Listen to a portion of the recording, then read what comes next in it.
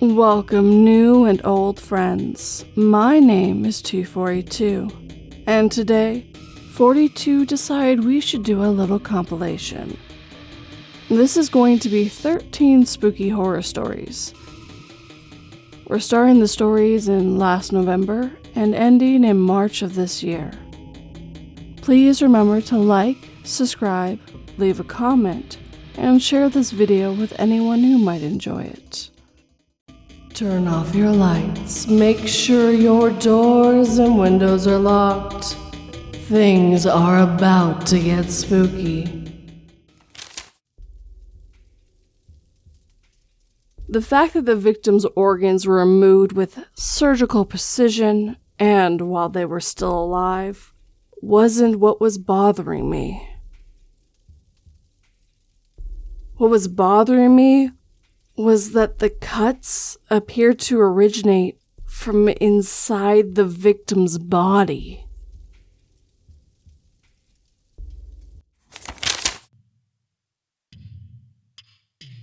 Leave a Light On by As the Raven Dreams. My mother was a bit of a strange woman. She was always a bit obsessed over certain things all throughout my childhood, and it definitely made growing up a bit awkward. There were a few things that she would be disruptively obsessed with that I never understood. When she did laundry, the clothes that came out of the dryer needed to be folded and put in the drawer or closet right away. We never had a basket for clean clothes. Dishes were never to sit in the sink for more than the time it took to eat a meal, ever. We were expected to wash them, dry them, and put them away immediately. The dog needed to be walked at exactly 6:30 p.m., and we were to walk down the street in one direction and then back. And the walk needed to be over by 7:15 p.m. She was a strict woman, and us kids were always put to the test when it came to living in our childhood home. We were always trying to do what she wanted us to do. But it felt like the list of rules and guidelines by which we were expected to live was ever expanding. Using the computer was strictly timed. Our toys needed to be put in their provided bins in our rooms. Our clothes should be hung up and organized by color, or sorted into the specific drawers. Not a single thing was to be out of line or out of place. And she would check. Oh Lord, would she check. Us three kids knew that when we did something, we needed to make sure it was done right. We almost had a system in place where we peer review our chores. I'd do the dishes, and then my older sister Samantha would make sure they were done right before Mom could do her routine verification. Billy would hang his clothes up in the closet, and I would come in and scrutinize his work. Samantha would sweep or mop the tile floors, and Billy would come in behind her just to make sure every single inch of the floor was spotless. Needless to say, we had the cleanest house in the damn state. But there was one thing my mother always did that was weird to me. Well, weirder than forcing us to live by her obsessive rules. It was the one thing that seemed to almost be an opposite to a perfectionist attitude. She would always make us leave a light on. Now, that may not sound too strange to some. Maybe leave a light on the hallway to help people get up in the middle of the night, see where they're going.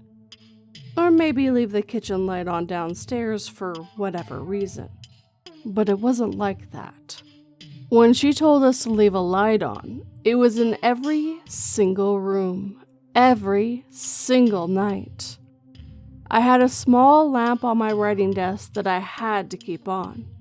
Samantha had a light on her fish tank that Mom glued to the on position, and Billy had a ceiling light in his closet that Mom turned on and cut the pull string so that he couldn't turn it off. With how much of a perfectionist she was, you would think she would want the lights off at night, that she wanted to make sure the house was dark in every room, and that we all slept like we were supposed to. But this wasn't the case.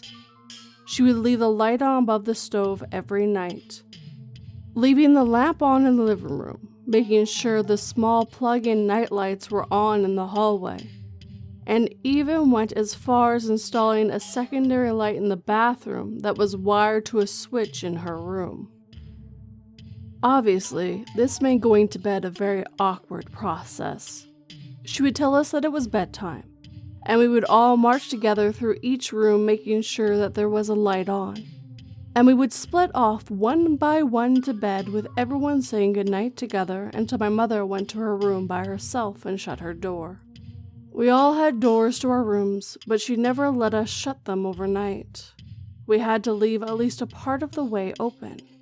It was a bit of a double standard that she could close her door, but we couldn't. But it was just another pain of growing up with her. What was even more strange, at least to me, was the fact that none of us really questioned this process, nor did any of us deviate from it, with only one exception. I remember one year when Samantha was in her rebellious teen years, there was one night where she had, apparently, unplugged the light in her tank so that her room was completely dark. At some point, my mother had come out of her room for whatever reason and noticed that her room was dark. The scene that played out that night, let's just say that I have never seen my mother so distressed over anything in my entire life. My mother may have been a strict woman, but that was the only time I ever heard her raise her voice. Being obsessive-compulsive, it's easy to imagine how she would have reacted to this thing being out of line with everything else. She obviously would be unhappy, upset, and probably overreact a bit. She went way beyond that, though. It was as if the action had destroyed her mental state and thrown her into a full-blown and chaotic panic attack. She yelled, screamed, cried, and tore into my sister for more than an hour. But what she was saying made little to no sense. I remember very specifically the concerns that she voiced. She repeatedly voiced the concern of what would have happened if she had died. Now, my mother never spoke with myself or Billy about her death, but I guess Samantha was different because she was the oldest. When my mother yelled this at my sister, her demeanor changed from rebellious teen to one that almost looked sympathetic. She no longer wanted to argue her position, but instead just conceded that my mother was right, and she apologized all the while my mother kept demeaning and aggressively chastising her for turning the light off. I never understood the connection between my sister turning off her light and the random possibility of my mother passing away in the night. It never made any sense to me, and as much as I wanted to ask Samantha what it was all about, I just couldn't seem to do so. Something about how she shifted from an angry and disobedient teenager to an almost submissive and apologetic told me that it wasn't something that should be brought up in passing conversation. That was the only time one of us ever fell out of compliance with my mother's request, and it was the only time she ever became this aggressive with any of us. She would punish us if we did get out of line or didn't do something to her standards, but again, she was always calm and collective about it, with only one exception. As time went on, it almost seemed like this conversation weighed heavy on my sister, and when she turned 18, she was quick to get her own place and leave the house. That day that she packed all of her things into her car and was about to be on her way to her new house was a painful one. The goodbyes between my mother and my sister were very short, and as my sister was seeing her car with her engine idling, about to pull out of the driveway one last time, my mother walked over to the window, leaned down and looked her straight in the eyes to say, "Remember, Samantha, always leave a light on." My sister's look of joy once more faded to the look of melancholy, and she nodded in agreement, then left. I never saw her again after that, which most people would look at as a sad thing. But to me, it just means that she needed to get away. I have no idea where she is now, how her life is going, or what she's been doing. But I do know that 12 years is a long time to not speak to someone. When I turned 18, I also moved out of the house.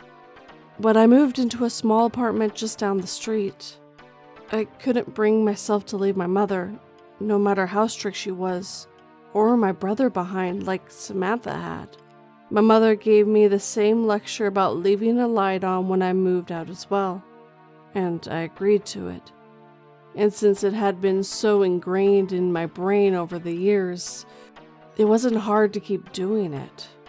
After a couple of years, though, I started to feel like it was such a silly thing for me to do. I was 20. I lived on my own, was forming my own life and relationships, and I didn't really understand why I had to continue following these pointless requests of my mentally unstable mother. So, one weekend, I drove back to my mother's house and asked her if she and I could have a talk. She was a bit nervous at first, that much was obvious. But after a bit of convincing, I finally just blurted out. I asked her in a direct manner, "What is with the lights?" She asked me what I meant, and I just kind of let it loose. She knew what I meant. She knew exactly what I was talking about. So I was a bit upset with the question. I asked her why we were all expected to leave the lights on. Why was she so dead set on forcing us to keep our rooms lit up every single night? I expected her to get mad, but she didn't. I expected her to berate me and give me the same angry lecture she gave my sister so many years ago. But again, she didn't. She sat on her bed and she looked me dead in the eyes and told me the truth. Or what she said was the truth. My mother sat there and told me that she was cursed, and that because of her being cursed, the three of us were also cursed. She said that when she died, we would all be haunted by the same demonic presence that had bound itself to her, and that it could only live in dark. If there was a light, this being wouldn't be able to get to us, and because of that, we all had to keep our lights on. This whole time, for 20 years of my life, I was doing something that was feeding to my mother's mental illness. She was clearly crazy, and we were all just going with it. It never occurred to me that her demands were because of some supposed demon coming to get us. I always thought it was weird, but then after a while I considered that she may have gone through some kind of childhood trauma, and it messed with her to the point that she struggled to cope with certain things. It explained the obsessive compulsive issues, so I kind of thought it explained that too. But no, instead she was just delusional. I couldn't take it anymore, and I told her I was leaving and that I wouldn't be coming back. She didn't even try to stop me. She didn't even tell me that she knew it was crazy. She didn't tell me to be careful. She simply said, "Okay," and motioned that she was fine with me leaving. After this conversation, a lot of things made sense.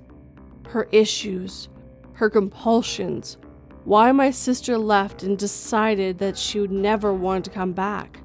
Cutting off contact was the best thing to do for our sake, and I will admit that it's what I did. I stopped talking to her altogether. I wasn't going to feed into whatever problems she had. And while some people may claim that I was being selfish or that I was going about it wrong, yeah, maybe I was. But after 20 years, there's only so much you can take. I kept in touch with my brother, and very rarely said hi to her, but it was pretty much no contact situation. The whole thing happened about 3 years ago, and since then, I've created my own life and gone my own way. I stopped indulging myself in my mother's delusions. I stopped sleeping with the light on and let my apartment get messy. Not gross, but messy enough that it made me comfortable. Maybe I was being shallow, but having a bit of clutter was nice after spending my whole life living in a spotless house. As mentioned, I still keep in touch with Billy, but I did my own thing as far as living was concerned. I even bought blackout curtains to keep my room dark in the daytime, and at night it was so dark that you couldn't see your hands in front of your face. Better yet, nothing ever happened to me, which proved to me that all of this was a farce. Today, however, things have felt a bit off. On my way home from work, there was a major delay on the highway. Apparently, a car had gone over the embankment, and it was a pretty major crash. It caused my 10-minute drive to take an hour as the emergency crews tried to lift the car out of the ditch, and it was pretty clearly a big deal as they all looked rather distraught. It was an annoyance, sure, but I more so felt pity for whoever was in the car, and of course their family. When I did get home, it was already getting dark, and I wasn't hungry, so I just went straight to my bedroom and decided to play a video game for a couple of hours before going to bed. At some point, I noticed that an unknown number had called my phone and left a voicemail, which was a strange occurrence for sure, but also not unheard of. I've gotten enough calls from people trying to extend my car's warranty to know that it was probably a BS scam. There was also a missed call from my mother, but I wasn't in the mood to talk to her at all, so I just dismissed the notification and moved on. Around 9, I decided I was going to turn in for the night. I'd been playing over a dozen rounds of my game, and I was starting to get to the point that I was frustrated each time I lost, which means that I was getting tired. I was the type to always get into a bad mood the more tired I got, so I knew it was time to shut it off and sleep. So I did, or I tried to, but the whole time that I lay there with my eyes closed, I couldn't help but shake this weird feeling in my mind. Something was telling me that I had forgotten to do something, that there was something I needed to do right at that moment, and that it was critical that I did it. I tried to ignore the feeling. I tried to cover my head and just sink into sleep, but my brain would not let me. After a few minutes, something clicked, and I remembered the voicemail. Was that it? Was the voicemail from the unknown number the thing that was bothering me so badly? I grabbed my phone and turned on the screen, then dialed into my voicemail. It mentioned I had 2 messages waiting for me, so I pressed play. The first message was from the unknown number. It was some guy that I didn't know. Hi, this is Officer Jonathan Rogers. We are trying to reach you about an accident that happened earlier today. If you could please call us back at... He rambled off the number to call, much to my confusion. Once the message ended, the next one started to play.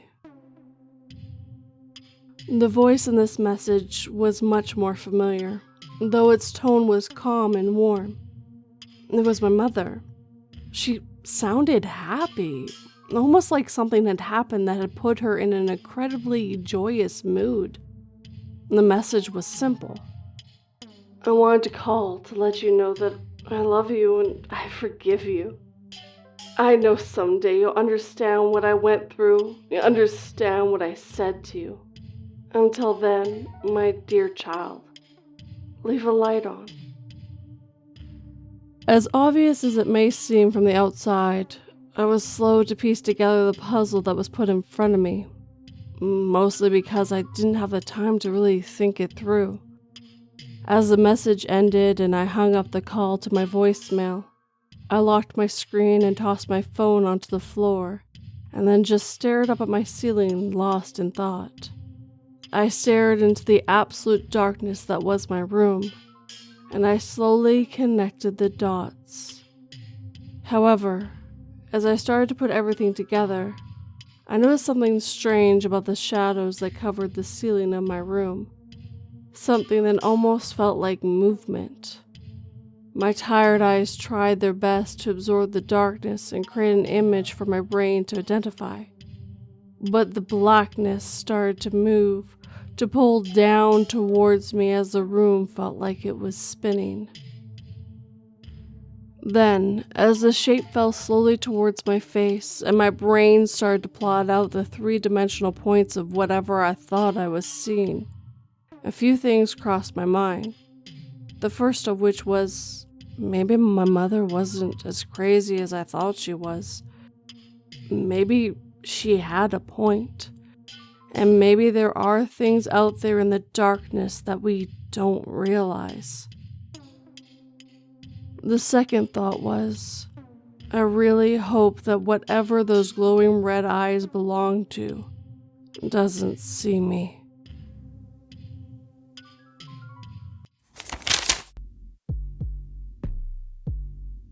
The hitchhiker I picked up some time ago put a gun to my head and said, "Don't worry, because the people I kill keep living in my memory." If that was true, you would have recognized me, I said, looking at him.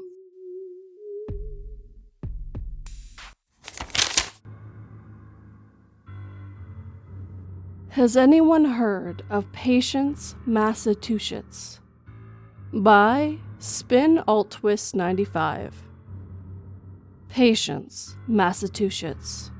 I wish I had never heard of that town before. It's silly to wish that about a place you've never set foot in. Hell, I can't even find evidence that it exists. If it does exist though, if one of you have heard of it, please let me know. It was my sister who told me about Patience first. It has been almost a year to the date when she first sent me a message saying that she had gotten this flyer in the mail and thought it was a prank. Saying, "Look at this creepy-ass flyer I got. I guess it's for some new haunted house?" I looked at the picture of the flyer and asked all kinds of questions that you will most definitely have too. I cannot answer them, however, the same way Sarah couldn't answer mine. I asked her if she was going to go with her friends. She said she probably would if they had to put an email on the flyer. Her friends all love that spooky Halloween stuff. I think Sarah was the glue that held that group together because she was the link that everyone knew. But they all seemed to get along well enough, even if they only got together for Halloween. After that last message from Sarah, I didn't think about Patience again until October. Sarah messaged me on October 1st, and all it said was, "I'm going to Patience. Love you, sis."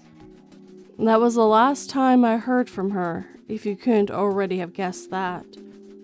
The police began looking for her after a week when we noticed she was missing. Her not living at home anymore made it harder to realize she was gone. When we contacted her friends, they said they hadn't heard anything from Sarah this year and figured that she hadn't gotten busy with work for any Halloween stuff or was just waiting for it to get closer to Halloween. We never found a single sign of her. No car, no clothes, and no Patience. I told the police about it and even found the flyer in her apartment, but they chalked it up to an unrelated incident. Can't believe I pay taxes for these lazy assholes and they won't even try and investigate her disappearance. I don't have any other ideas, so I thought maybe you guys would know Patience. If you do, please let me know. I want my sister back, and this is the only lead I have. I'm putting in the flyer now to see if it jogs anyone's memories. I hope it's just a prank, but when I held it, something feels off about it, like it's watching me. The flyer reads as such: "You will come to Patience, Massachusetts for Halloween." Why am I coming to Patience, Massachusetts? I hear you asking. The answer is simple. There's no place else like it. We have many sights to see and landmarks, natural and man-made, to gaze at. If you want to go hiking and take in the natural splendor that the Lord set out for us, you can, with miles of trails leading to caves, waterfalls, and beautiful outlooks. October is the best time to come to our little paradise, however. We love Halloween like no other place on earth. We know you love Halloween too. Going to all those haunted houses every year, and making your friends and family go to all those cookie-cutter horror movies. Not to mention the books you read, not unlike the one you are reading right at this moment, in fact. All of these are more than enough to satisfy the normal people who ingest Halloween once a week a year. You are not normal people, are you? Don't you want to be with people who understand Halloween and celebrate it with the same enthusiasm you've been too ashamed to really show around your friends? As soon as you see Patience, you will know that you are among your own. Halloween is built into our town's DNA, like the water in your cup, the thread in your coat, or the blood in your veins. You see, we were the first town in America to have a witch trial, and yes, I know that people stake that claim to the Massachusetts Bay Colony, with good Bridget Bishop being hung. However, that's incorrect, you see. While Bridget was the first witch to be executed by trial in America, the first witch trial actually goes to Patience. We were simply forgotten for our compassion. See, Miss Patricia Compton was the first witch to be judged innocent on the continent. Our founding mothers built Patience on the foundation that Patricia Compton sent that night when she was so rudely accused. Patricia, however, went on to become the lead priestess in Patience Town Church. That's why we always give second chances here in Patience. So, now you know it's a piece of American history. A history that directly inspires thoughts of Halloween. Let me tell you all the fun attractions you can do while visiting our lovely little town. Patience transforms on October 1st. It shifts into a plan that is unfamiliar, yet slightly reminiscent of Patience. Every house is draped in cobwebs. Every porch has a grinning pumpkin on its steps with flames in its eyes. Pumpkin patches on the edge of town, making the residents ask themselves if those pumpkins were there on the 30th of September, or still there on November 1st. But they hardly think twice about it, because it's October. It's Halloween, their favorite time of year.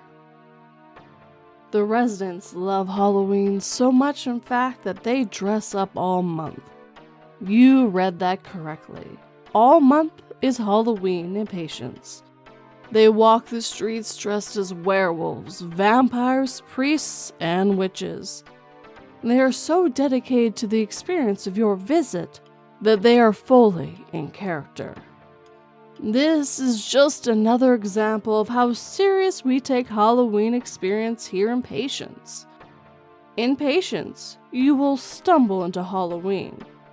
Not a town that gets into the spirit of Halloween, but a town that is the epitome of Halloween. No Ironmans, Batmans, or Minions here. Patience doesn't let you become something you want to be.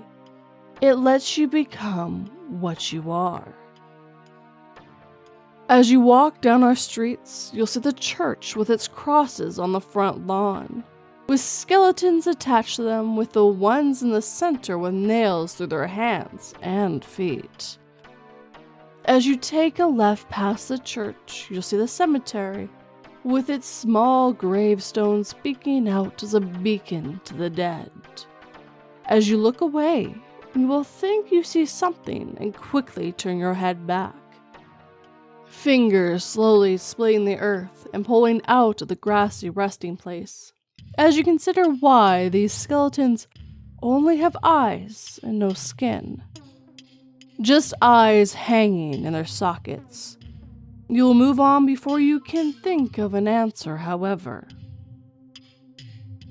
Possibly our biggest attraction, however, is our most obvious, our haunted houses. We have a myriad of different little haunted houses that are set up by our residents. Some residents even set them up in their own personal houses. Talk about commitment. We have a street in one of our best communities, Webster Housing Community, that is only haunted houses from 8 at night all the way to midnight every night of October. Everything from the not-so-subtle name Dracula's Bloody Abode, which I've heard you want to bring a raincoat to if you decide to go in, which you will. Another more experimental haunt we have called the Peak of Madness, in which the daring customer traverses an impossible steep trail to discover uncovered mysteries of our world. Some people come out knowing more about themselves, and are equipped with impossible revelations about their life. Some don't come back out at all, made to serve the town since they have lost all sense of self and no longer recall anything before patience. Our next, and not to be biased, the best attraction is the Witch's Cauldron. This was made with our town's perfectly festive history in mind. You are Patricia Colton. You begin in your home eating dinner as you are ripped from your house by the authorities, dragged in front of the entire town and confronted with your crimes against God and nature. They show you the children that you possess that wither and scream in agony as they're pricked and prodded by needles.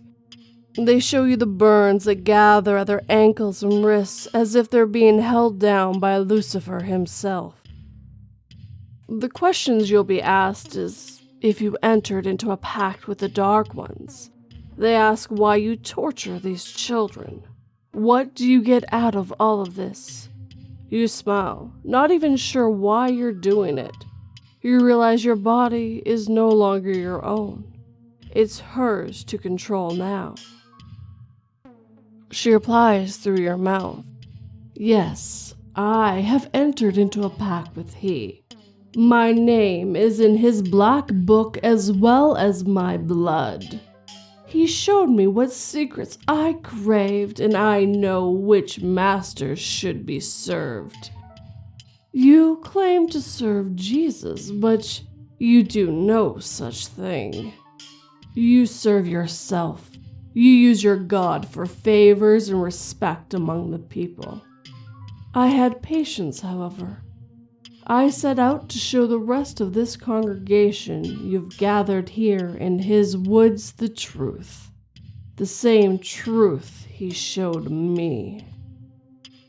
It is at this time the man grabs at his neck, with his eyes wide with shock as his neck licks blood down his shirt and pools on the ground. Your coven stands and presents the black book to you, so you can give it its sacrifice.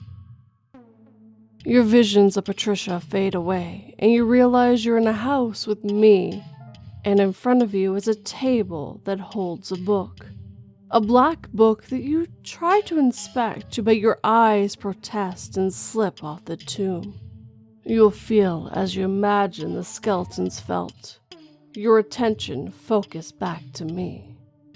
You'll try to talk, but my spell will certainly rob you of that ability. Probably already has if you've read this far. All you can do is walk and look. This is when you'll sign the black book. As you sign your name, you will feel a new you rising in your body as the old will be given up as a sacrifice to our master. a sacrifice that will fuel our town for another year. As the old drains from you, it worries, but only for a time. The important part of you remains. Your love of Halloween will be stronger than ever. That's why you were chosen, after all. You will now be able to live in patience forever with us in the glory of Halloween. This is your second chance. We look forward to your arrival in patience.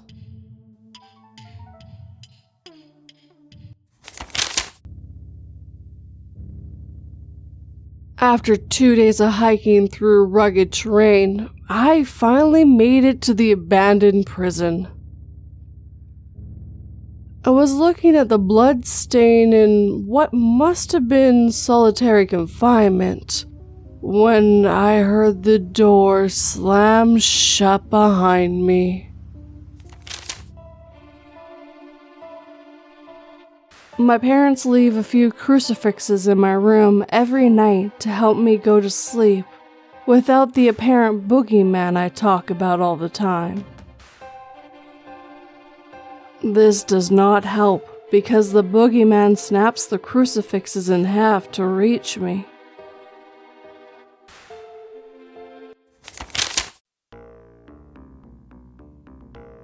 Today I went Christmas tree shopping. Something horrifying happened.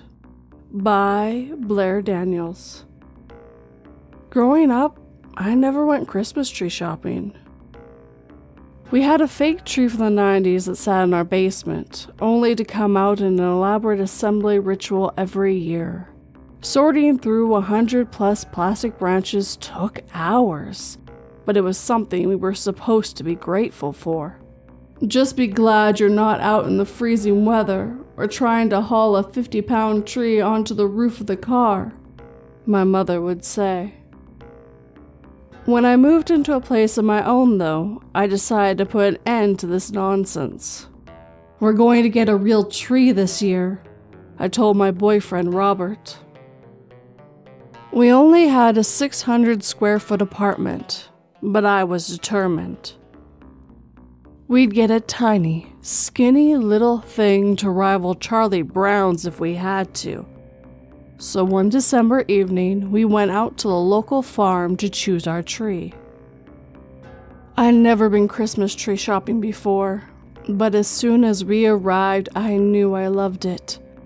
Pre-cut trees were lined up in rows, each held upright by their own stand, spaced so close on the grass that they formed a dense forest. Edison light bulbs hung overhead, casting a warm golden glow. The weather was weird that evening, unseasonably warm and foggy, and the way the lights dispersed through the fog, silhouetting the trees, looking like a shot from a Hallmark movie. "It's so cool," I whispered to Robert. Have you really never gotten a real tree before?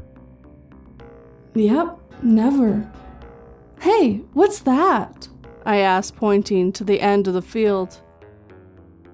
There was a large plastic roll of something, and standing next to it, a man. He looked very fitting here, with his flannel shirt and lumberjack beard. Netting they put on the trees to keep all the branches in so you can transport them more easily, he replied. "Oh, cool!" I took him by the arm. "Let's go find our tree." We started down a narrow aisles. The air smelled like pine, like that one candle Mom always burned around Christmas time. Robert tried to match my enthusiasm, but eventually seemed bored, lagging behind me as I ran through the place like an excited little girl. I finally stopped in front of a particularly beautiful tree. Its branches were thick and lush, and the fragrance of pine was strong, filling my nose. Slowly I reached out to touch it. The needles were surprisingly soft and pliable under my fingers, nothing like the shiny plastic ones I'd seen all my life. Robert, come here. I think I found... I stopped. Robert wasn't behind me. Robert? I glanced around, but all I saw were the pine trees. Rows and rows of them, like a thick forest all around me. The light bulbs buzzed above my head, their soft golden glow dispersed in the thick fog. Robert, where are you? I hurried down the aisle, needles scraping at my jacket. He couldn't have gone far. Probably started looking at memes on his phone and didn't even notice I was a mile ahead of him. Robert! I called again. No answer. I pulled out my phone and shot off a text. Where are you? When no reply came, I sighed angrily and continued towards the rolling netty things. Maybe he was waiting for me there. But my sense of direction must have been messed up because when I rounded the corner, there were just more trees. I pulled out my phone to call him, and that's when I heard the footsteps. Oh, thank goodness! I whipped around trying to pinpoint the source, and then I saw it, a flash of motion between the trees. It wasn't Robert. It was the lumberjack guy that I'd seen standing next to the netting. He was the next all over, slowly, methodically walking through the grass, as if looking for something. Maybe I can ask him if he saw Robert. I hurried down the aisle until I was several feet behind him, running parallel. I sucked in a breath and stopped dead. Something was swinging in his hand, something heavy, glittering gold in the light swinging above our heads. An axe. I stood frozen, watching until he turned the corner and disappeared among the trees. Of course he would have an axe. That's how they cut down the trees, right? Never mind that these trees are already cut down. Maybe he needed to, I don't know, trim them or something? Maybe? A scream echoed out on the other end of the field. My heart plummeted. Instinctually, I lurched forward to run towards the scream, to see if it was Robert. Except I couldn't. I looked down to see that a belt loop of my jeans was snagged on one of the needly branches. Oh, come on. I quickly reached down and unhooked it from my pants. Then I took off running down the aisle. But the aisle seemed so much narrower than before. I couldn't run that fast with the branches reaching in from both sides, clawing at my legs. A corner lay up ahead, and as I came up to it, I prayed I'd see the parking lot at the other end with Robert waiting for me. I didn't. Ahead of me there was more trees, like I was stuck in some sort of Christmas tree maze, like they were rearranging themselves to block off all the exits. The aisles were impossibly narrow now. I had to stop running so that I wouldn't trip over the branches extending into the path. The progress was slow, but I kept going, leaping over branches, needles scratching at my face, snagging on my jacket. And then I heard a sound. It was coming off to my right, a sort of rolling sound, like something round being turned over and over. I ran over to the impossibly thick tangle of tree branches and peered out. More trees, but beyond them, I could see the checkout station, with the roll of netting for packing the trees. The lumberjack man was there, packing something. It wasn't a tree. My stomach lurched as I saw what looked like a body being wrapped in white netting. The body of a man, wearing a black jacket and a striped hat. I pushed myself through the hedges, the branches stabbing at me, scraping so hard against my arms that they drew blood. And then, finally, I popped out on the other side. If the checkout station was there, I knew the parking lot was to the left, so I kept going, pushing myself through the tangled web of branches until I was bloody and bruised on the other side. I locked myself in the car and then called 911. By the time police arrived, the man was gone, and was Robert. Both had disappeared, and the patch of Christmas trees looked just as magical as they did when we arrived.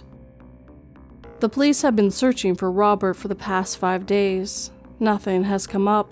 No evidence, no clues, no body. I know in my heart that he isn't with us anymore. His family is still holding on to hope, but I know what happened to him that day. But sometimes I wonder if there was a reason we haven't found his body yet. Maybe he was put in the netting for a reason.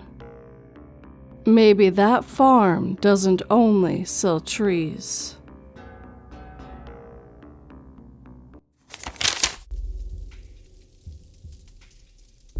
After the procedure my husband made me get, I felt more free than before.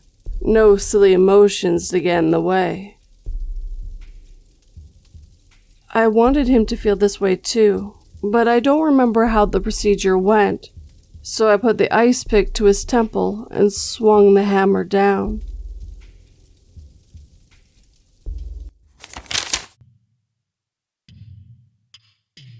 When the clock strikes midnight on Christmas Day, you better be asleep.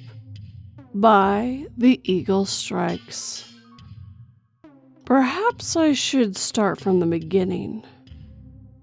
I was a little disgruntled when I was given an assignment in the village that's notorious for being Finland's most desolate place. Palanka, look it up. It is certainly not the location that comes to mind when people think of Christmas. Lampa is the popular tourist destination in Finland.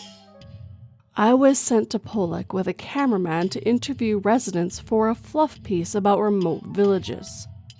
I was a journalist from the sunny city of Los Angeles. The two places are worlds apart, and we were supposed to be there for a month. An entire month. Moreover, the month was December. I had to spend Christmas in the middle of nowhere. The year was 2005. I was a young woman. That's a good thing in the media industry. At first, however, it was a little rough. You have to do the stories that nobody wants to hear before you get the big ones. The first few weeks in Palanka were tiresome. I was bored. My cameraman, Steven, was bored. The residents I interviewed were bored. We were staying at a small B&B. The couple running the establishment were actually very friendly. That's why my interview with them was so unexpectedly distressing. I've left out their names for legal reasons. It's nearly Christmas Day, I said. Are there any festivities planned? The village is so quiet. Oh, The husband said. yes, Christmas Day is celebrated, but it is also feared. Feared? What do you mean? I asked, smiling at what I assumed to be either a joke or a Finnish man's broken English. I think I should warn you to treat that day differently in this village. He said. Please, Heather, make sure you and Stephen are asleep before midnight on Christmas Day. Do not wake until 6 a.m. at the earliest. Why is that? I pressed, trembling. At this point, it was only the husband's new sinister demeanor that gave me cause for concern. As he spoke, his breath seemed to fill the air with an icy chill. His brown eyes, which had previously seemed so warm, were filled with a darkness that haunted me to my core. We do not stir between the hours of midnight and 6 a.m. on Christmas Day. He repeated. The wife sat there quietly. Her smile had rapidly departed her face. I wrapped up the interview and Stephen teased me relentlessly over the next few days. What did we think? Evil Santa? Krampus? Stephen inquired chokingly. Stop it, Stephen, I scolded. I'm not scared of anything supernatural. I'm scared of him. He seemed so friendly for the first few weeks. Did you see how cold and robotic he became? They're just superstitious people, Heather. Stephen said. Well, we'll just have to party a little more quietly in our room when the clock strikes midnight, won't we? What? I replied, gasping. You're not going to disobey his rule. I don't want the creepy couple to come in here and hack us to pieces. Stephen smiled, wrapping his arm around me. He gave me a soft peck on the forehead. Mwah. You've not gone off me, haven't you? Boop. He asked, affectionately bopping my nose. Nope. For that to happen, I'd have to fancy you, I replied, grinning. He was an asshole, and there was no doubt about that, but Stephen did have a way of putting me at ease. Our flirting didn't have any real depth, but I trusted the guy. I trusted that I was just being silly. There was nothing to fear. They were just a friendly, superstitious couple. Still, that night I saw the old man's black, haunting eyes in my dreams. I wasn't fully convinced by Stephen's words. But I tried my best to move past the uncomfortable interview. The husband returned to his pleasant self over the coming days. Christmas Eve was actually surprisingly fun. The wife cooked a feast as we were the only guests at the B&B, and the four of us danced to festive music. I decided the frightening interview had been a misunderstanding. Have you had enough to eat and drink? The wife asked later in the evening. Yeah, thanks, I replied. The meal was delicious. Thank you, dear. But it is now 9 p.m., she said. We must all go to bed. Stephen snorted with laughter. Careful, lady. I don't know you that well. I smacked him in the arm. This is later than we usually retire on Christmas Eve. We have taken a risk to give you a pleasant evening. Now, please, we must all go to sleep. The husband said curtly. I thought you said midnight. Stephen replied, swigging his drink. You must be asleep by midnight. The husband explained. I have no doubt that 3 hours is more than enough time to drift off. But it is better to, err on the side of caution. I shot Stephen a look. He knew my looks well. All right, okay. Stephen drunkenly slurred, raising his hand. You're the man. He giggled obnoxiously as we climbed the stairs to bed, and I apologized profusely to the couple, but they shrugged it off. They understood that Stephen was simply a little too inebriated. I felt guilty for previously being so creeped out by the husband. He had returned to his friendly self.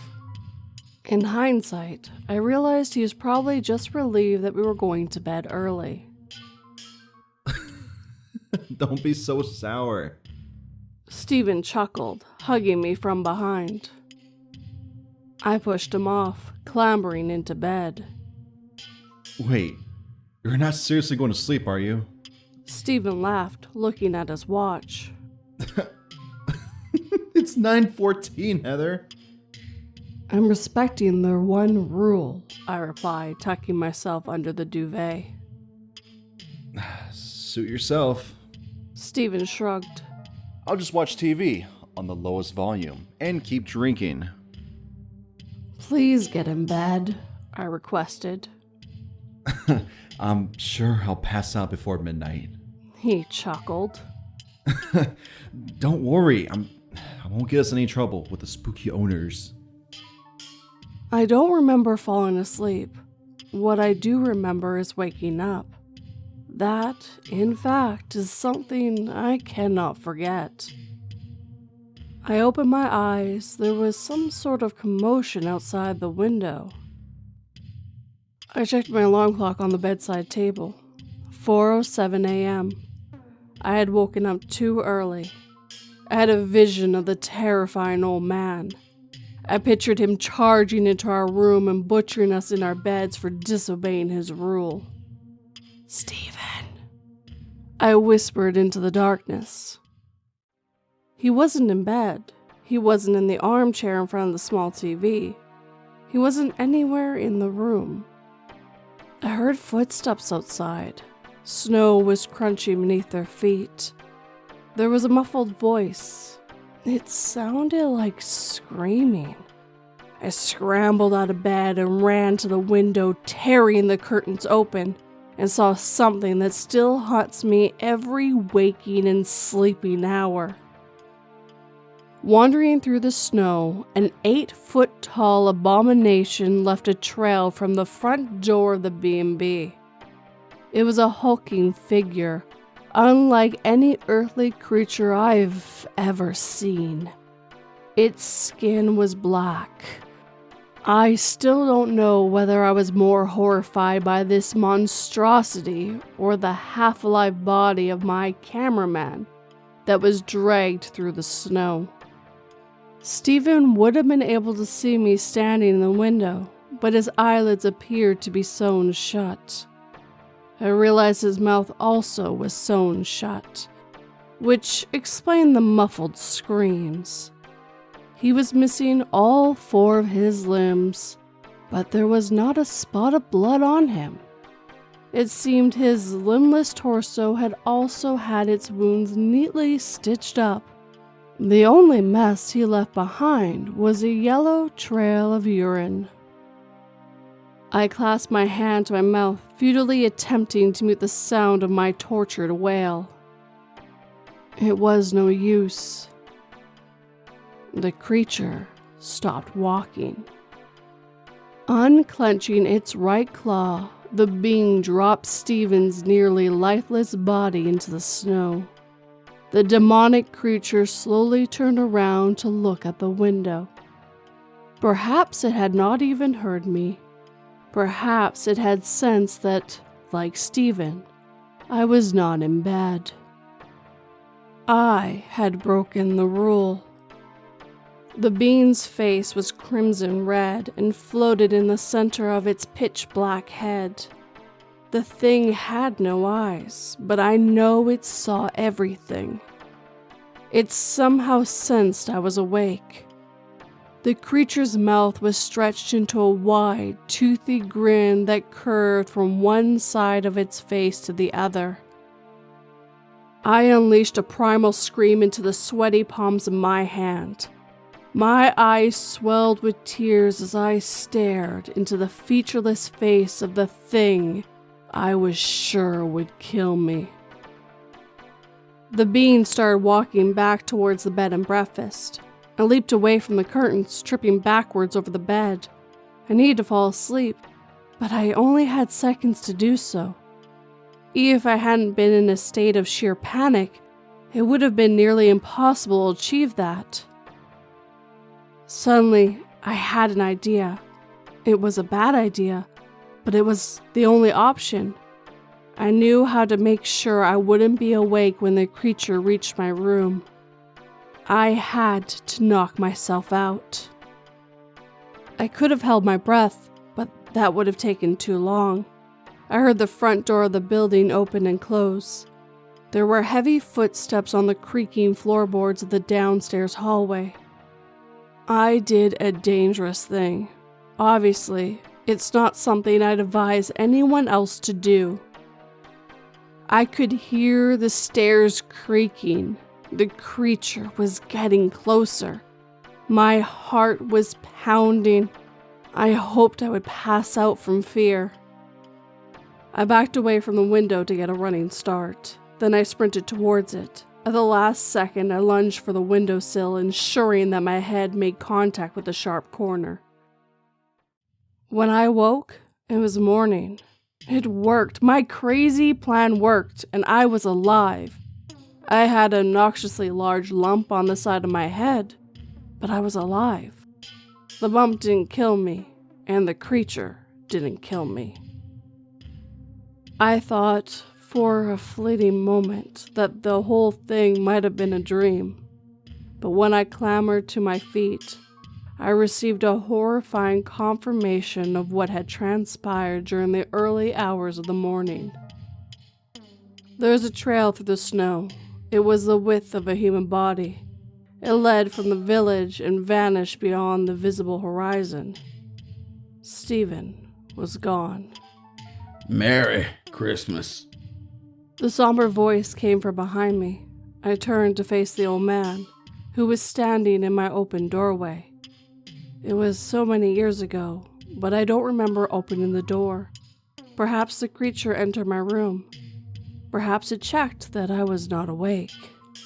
I bought a bus ticket to Helsinki Airport. The old man said. Just one. I didn't say a word to the old couple. I left Stephen's things behind. I told our company that he went missing. There were search parties, police investigations, and so on. He was never found. 17 years later, I don't travel. I know I'm far away from Polka, but I still dream of that hideous, red-faced creature. I fear Christmas, just as the old man did. I live in Los Angeles, but I still don't stay up past midnight on Christmas Day.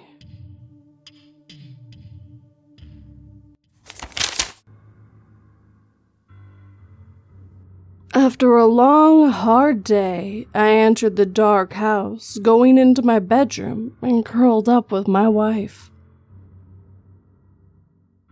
A flash of lightning showed my wife tied up and gagged in the corner, desperately trying to get my attention.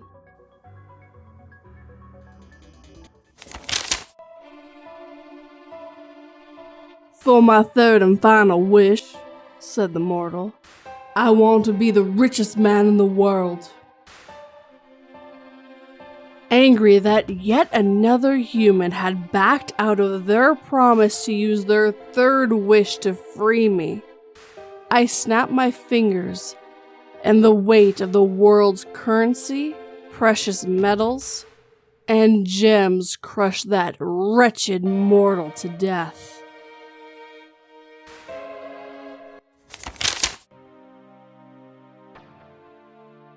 An old friend from a small town. By Lilith Speaks. It had been years since Jessica returned to her hometown. 20 years had passed by so quickly when living in a big city. Nothing much has changed since she left, as if the town was suspended in time.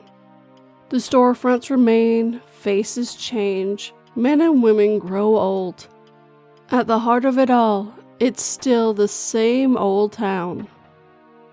Her flight back to the city got delayed, forcing her to stay in town. It was already getting dark. She needed a place to stay until she could take her flight in the morning. Her parents had left the town years earlier, leaving their old home in the care of Jessica's younger cousin, Jason. Her old room was the only thing she looked forward to when she headed home. It was her peace of mind and a reminder of simpler times. The walls were covered in posters from her youth, perfectly preserved for her to return to once more. One poster stood out. It was the oldest poster she received from Shirley, her best friend and confidant. They had been through thick and thin together. Jessica still mourns the day she left town and bid goodbye to her dear friend. Feeling nostalgic, Jessica decided to take a walk and relive past days. She walked past the street where Shirley lived. She wanted to pay her long-lost friend a visit, for old time's sakes. However, Jessica couldn't bring herself to do so. She's afraid that Shirley might still be upset. She jumps into her car and heads for the one place in town she goes to clear her head. Near the edge of town was a bridge, the site of many of Jessica and Shirley's shenanigans, where they hang out where either of them had a fight with their parents. It was their place of solitude. Jessica stood over the railing, overlooking the rushing water of the river underneath. The night was still and chilly. Her peace was broken when a sudden breeze of cold brushed up her neck, like someone was behind her. Jessica looked around and saw nothing, just the light of the bridge illuminating the surroundings, and at the edge stood a silhouette. It was vaguely human, standing in the middle of the road meters away where the light from the bridge abruptly stopped. The shape was staring right at her. Its piercing gaze froze Jessica right where she stood. The shape was approaching closer and closer to Jessica, ready to step in the light and reveal itself. "Jessica?" A familiar voice calls out to her. She turns around and sees Shirley eagerly approaching. "How long have you been in town? Why didn't you say anything?" Jessica snapped back to reality, grabbed Shirley's hand, and began to run towards her car. Shirley was visibly confused, repeatedly asking the distraught Jessica what was wrong. Jessica didn't seem to hear a word she was saying. She just kept running. The two of them drove off in a heartbeat, Jessica peering at the rearview mirror, but the shape was long gone. It had vanished the moment Shirley appeared. They stopped by the nearby bar to compose themselves. "So, you want to tell me what you're doing at the bridge all by yourself?" asked Shirley. Jessica was still trying to make sense of what happened on the bridge, desperately rationalizing what she witnessed. I just needed to clear my head," said Jessica, her voice trembling still. Shirley grabbed her hand and looked her in the eyes with a still and calming gaze. "Hey, it's going to be all right." The two friends entered the bar to soothe their nerves. The two drank and laughed harder than they ever had in the past 20 years. The two bonded for hours, regaling past stories and reliving the spirit of their youth. "Why didn't you just knock on my door?" asked Shirley. "I'm not just going to show up unannounced and ask you if you want to hang out after 20 years, said Jessica. "Why the hell not? You can always come to me, you know that," replied Shirley. Jessica was dumbstruck by her friend's straightforward response. After all these years, Shirley still has her back. A few hours passed and the two decided to part. Jessica insisted on driving Shirley home, just as she was about to turn and drive up Shirley Street. "Hey, where are you going? I don't live there anymore." Jessica was confused, yet she obliged her friend, driving up further down the road, up to the other side of town. The two arrived at an intersection. Shirley departs and bids her dear friend goodbye. "It's been great seeing you again, Jess. Take care of yourself, you hear me?" Jessica reluctantly bids Shirley farewell. She asked Shirley if she wanted her to accompany her home, to which Shirley had politely declined. Jessica hesitates to leave behind her friend. The area was devoid of light for miles. She worried about what lurks in the dark. So she decided to follow Shirley home, only to realize she was nowhere to be found. Nothing but trees and the darkness looming around her. She calls Shirley's name repeatedly. Jessica feels the cold breeze upon her again. Someone else is with her. She immediately gets in her car and leaves. She stares at the rear view, hoping to get a glimpse of Shirley. She doesn't recall much from the night before. Must have had one too many drinks. Jessica examines her room once more before wishing it goodbye, heading to the airport. Just as she's about to get into her car, she stumbles into another friend from high school, Heather. She catches up with her old friend. Jessica regrets not being able to hang out with both Shirley and Heather. Heather was shocked and stunned when she mentioned Shirley. Oh my god, Jessica, Shirley died 14 years ago. Jessica couldn't believe her ears. How could she? She asked Heather to refrain from making such a morbid joke. She insisted profusely that she met and talked with Shirley.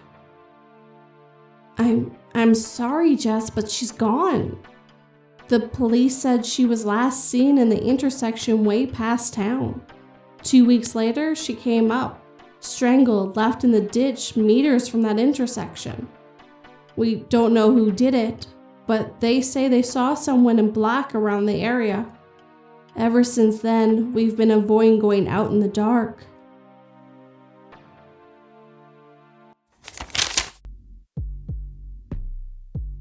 People have long known the many and varied reasons a bad idea to make any kind of deal with anyone calling themselves the devil, Beelzebub, or Satan. That's why I changed my name to Santa Claus.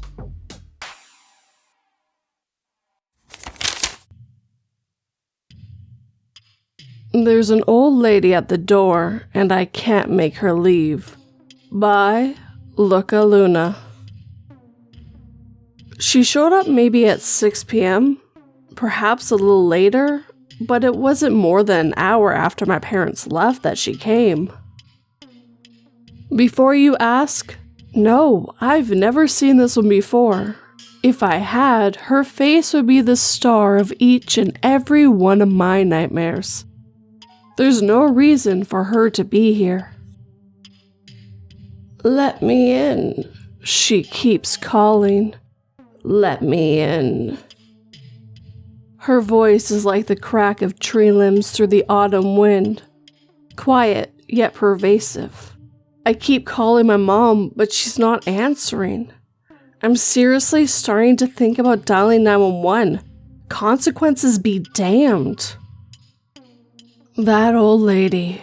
I don't want to look out the peephole again, but I don't need to do that to describe her. Her face is burned into my memory. She has leathery skin that looks more cracked than wrinkled under the yellow light of the porch lamp. Her hair is long and matted with every shade of gray intermingled randomly. The old lady is so thin that her joints all stick out in an unpleasant, skeletal way. Her shallow cheeks and hollow face look much more like a skull. Maybe if it wasn't for her eyes, maybe I could tell myself there wasn't anything sinister about her. Maybe I could believe she was just some old lady, off her rocker from some dementia or whatever, and out bothering people. I mean, that happens, right? It feels like I've seen article titles about that sort of thing at least. But nope, I can't even give myself a pretty lie because I saw her eyes. They're wide and pure black. No pupil, no iris. Just a dark void of twitching nothingness. A substance too thick and too dark to be tears running down her cheeks in thin streams of sludge. There's something wrong with her. Let me in. She kept saying, let me in. And I'm really panicking. You know, if I weren't so stupid, I would just call the cops. But I can't do that. Do you know why? When my mom and dad left, I thought it'd be cool to engage in a little teenage rebellion for the third time ever. I went through Jake's room since he wouldn't be home until Thanksgiving break. I was just looking for some cash to get a pizza, but guess what I found? A little shoebox with a baggie of weed inside.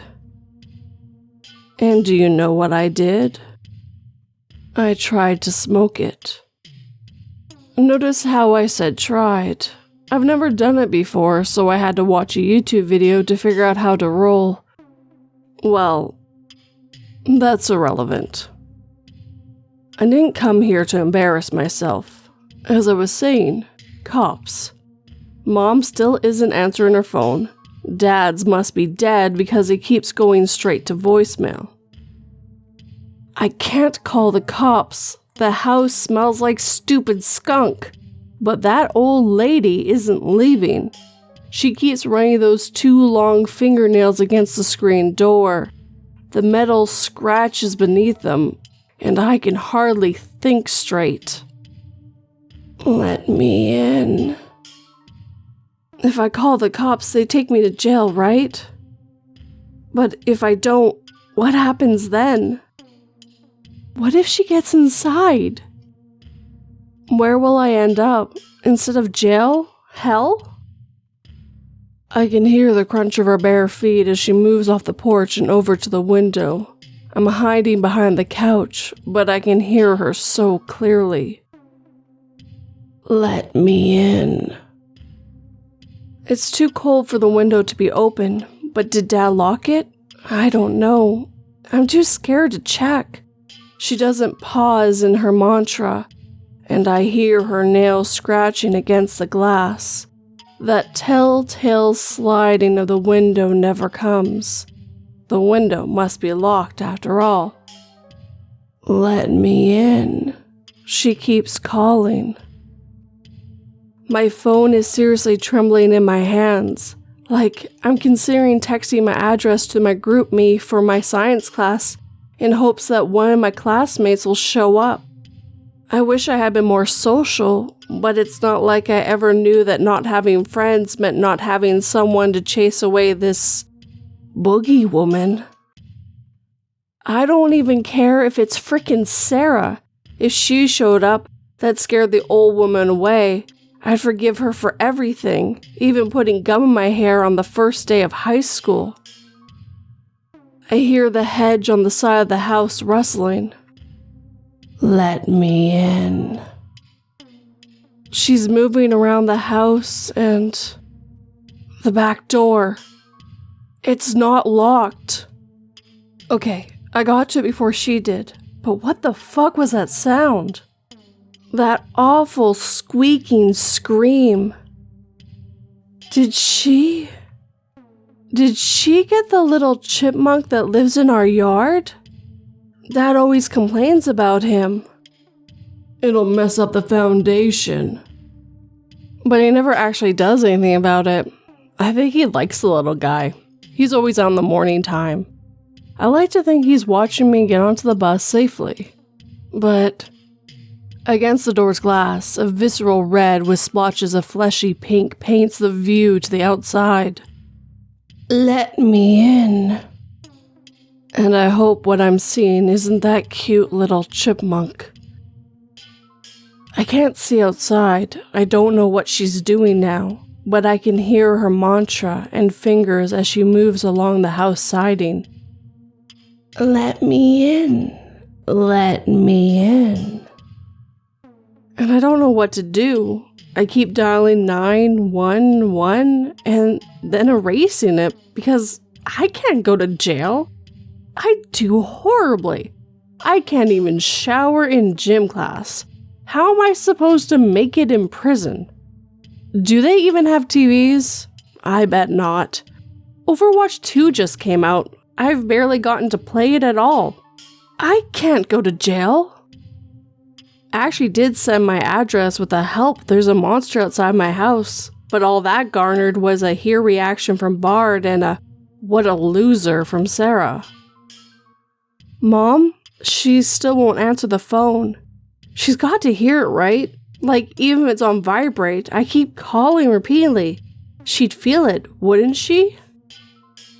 Let me in. She keeps calling. And finally, it's just too much. I can't keep listening to her and hiding and being scared that I'm going to see her stupid, sewer-spewing eyes through the window. I can't keep on cowering. I don't know if I dropped my phone after this decision or threw it on purpose. Either way, with my hands free, I pounded against the wall I thought she stood behind. "Go away!" I shrieked at her. "Go away! Go away! Go away!" And I kept repeating as she did, over and over, forever. I screamed until I couldn't hear her creepy whispers, wandering fingers, and crunching feet. "Go away!" I'm unsure how long I was being on the wall, screaming at the old lady, but I didn't hear the car's engine as my parents pulled in, nor did I hear as they unlocked and entered the front door. "Go away! Go away!" I was still screaming when my dad grabbed my shoulders. I turned. My mother's nostrils were flared, breathing in the stink of that shoebox I found under Jack's bed. "The old woman," I tried to explain. "Her skin was cracked and her arms, they were too long. Her nails were like knives." "Laura," my mother said in a far too steady voice, "you have no idea how much trouble you're in."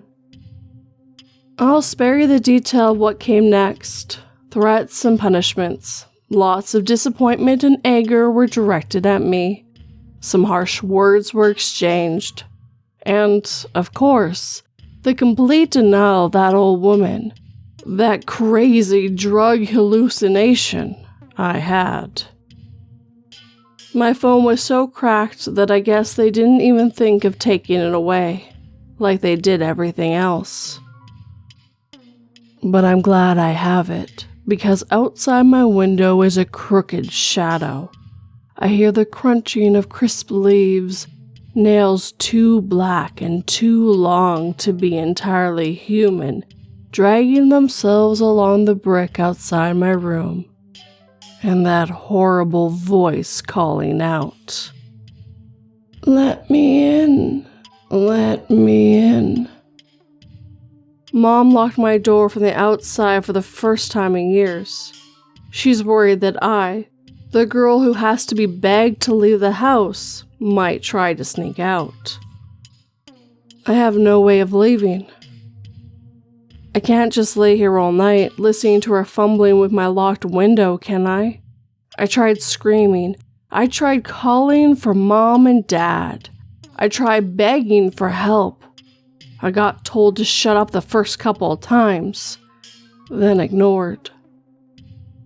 There are tears in my eyes, big, angry water droplets. Are they just going to leave me here? Serve me on a platter to that monster outside? I tried screaming, "Go away," but it didn't work. She's still there, but I have an idea. Maybe there's a way to get her focus off me. Dad usually smokes before bed with the window open, after all.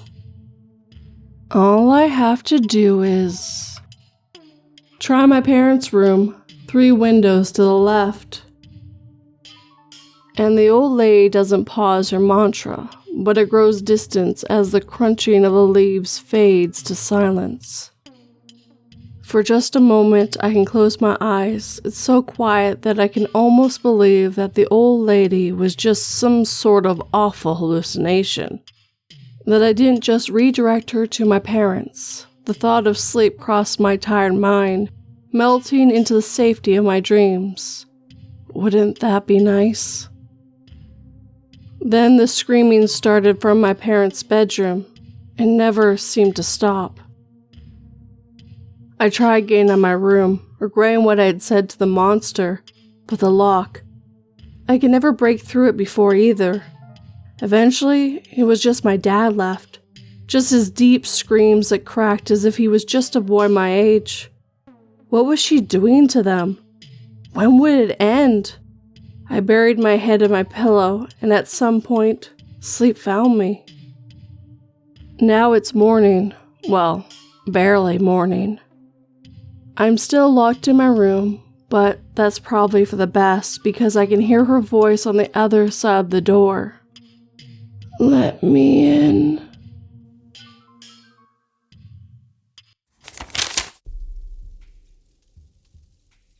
I breathed a sigh of relief when Jesus told the crowd, "Let he without sin cast the first stone." My heart stopped when I saw sinless Steve walk up, carrying a brick.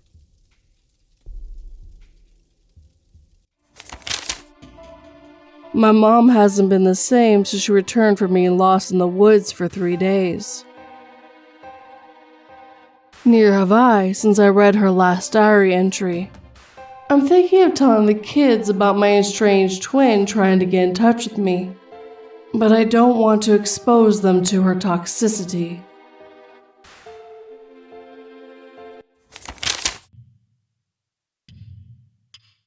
Can you hear that? By As the Raven Dreams. Can you hear that? I stared up at the ceiling as the light of the foggy night stretches its way into the side window. A few moments of silence passed before I got my answer.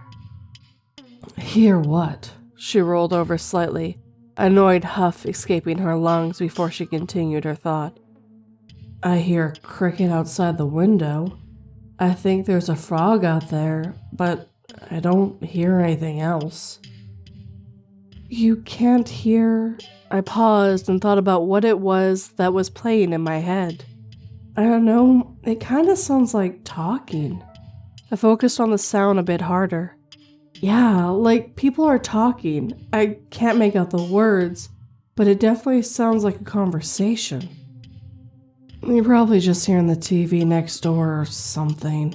She groggily pulled the blanket over her shoulder and turned away to ignore me. This is the 3rd night in a row you've gone on about this. Please, just go to sleep, Wayne. Her dismissal didn't mean much to me at this point. After 7 years of marriage, distance is expected.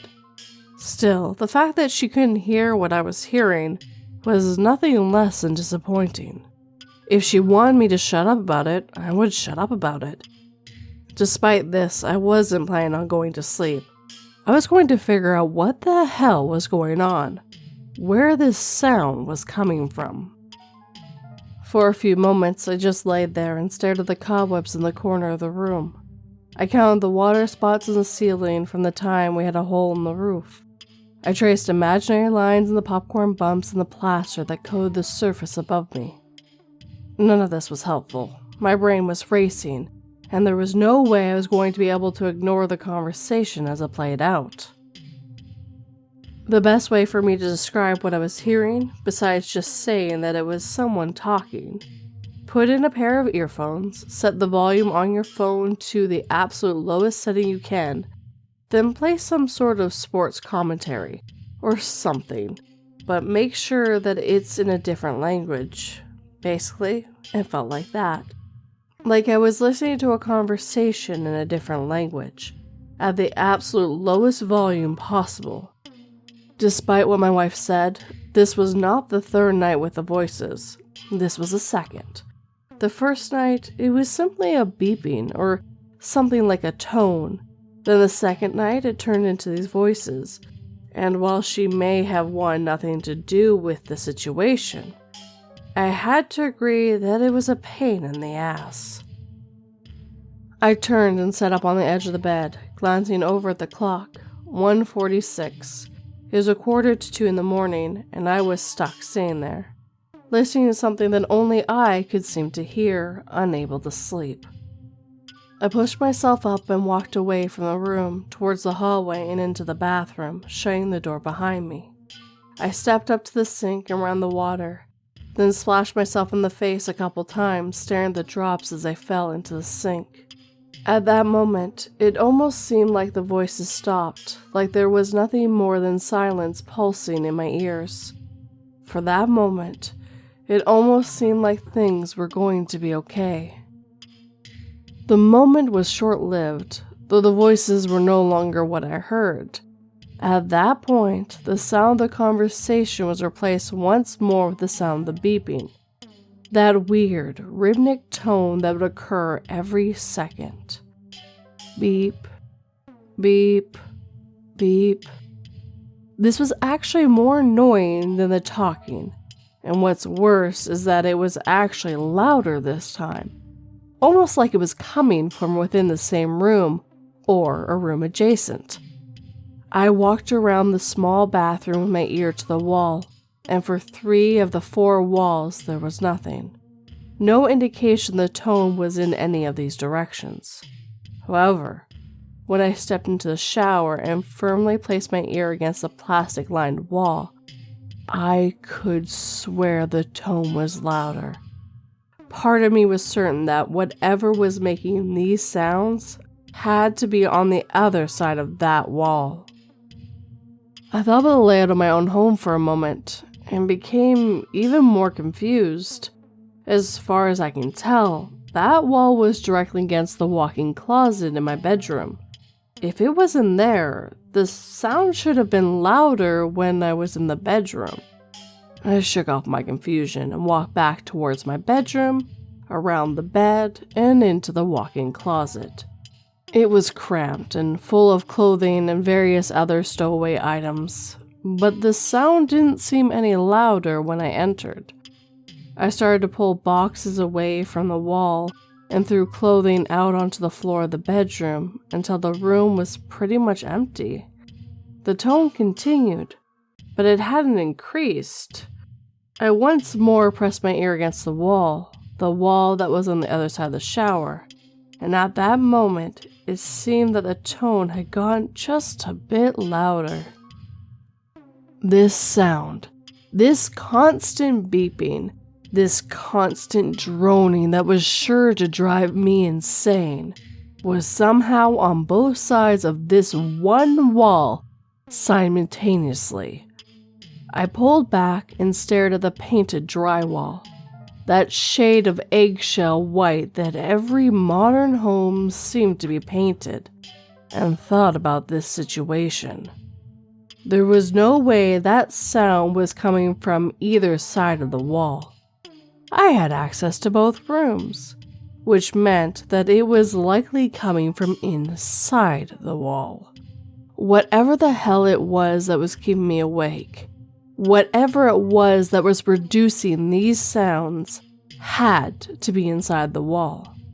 The matter of how was a question that I assumed I could answer later, but I had to find whatever this thing was. I turned back into the pile of items on the floor and grabbed a screwdriver, readying myself to tear into the wall, only to pause for a moment as I heard my wife snore. It would have been impolite for me to start in on the wall right next to her, so I took myself back to the bathroom, back into the bathtub, and back to the plastic lining on the wall. It was difficult, I will admit. At first, I couldn't seem to pierce the plastic with my simple flat-headed screwdriver. Then it occurred to me that this was likely just a protective coating over the drywall, and all I had to do was find the edge. I scraped along the corner until I was able to pry a small piece between the 2 layers, and I pulled it away. The vinyl cover ripped away from the bare drywall, pulling chunks of paper cover with it. After a few moments and a few cuts on my hands, I was able to completely remove it.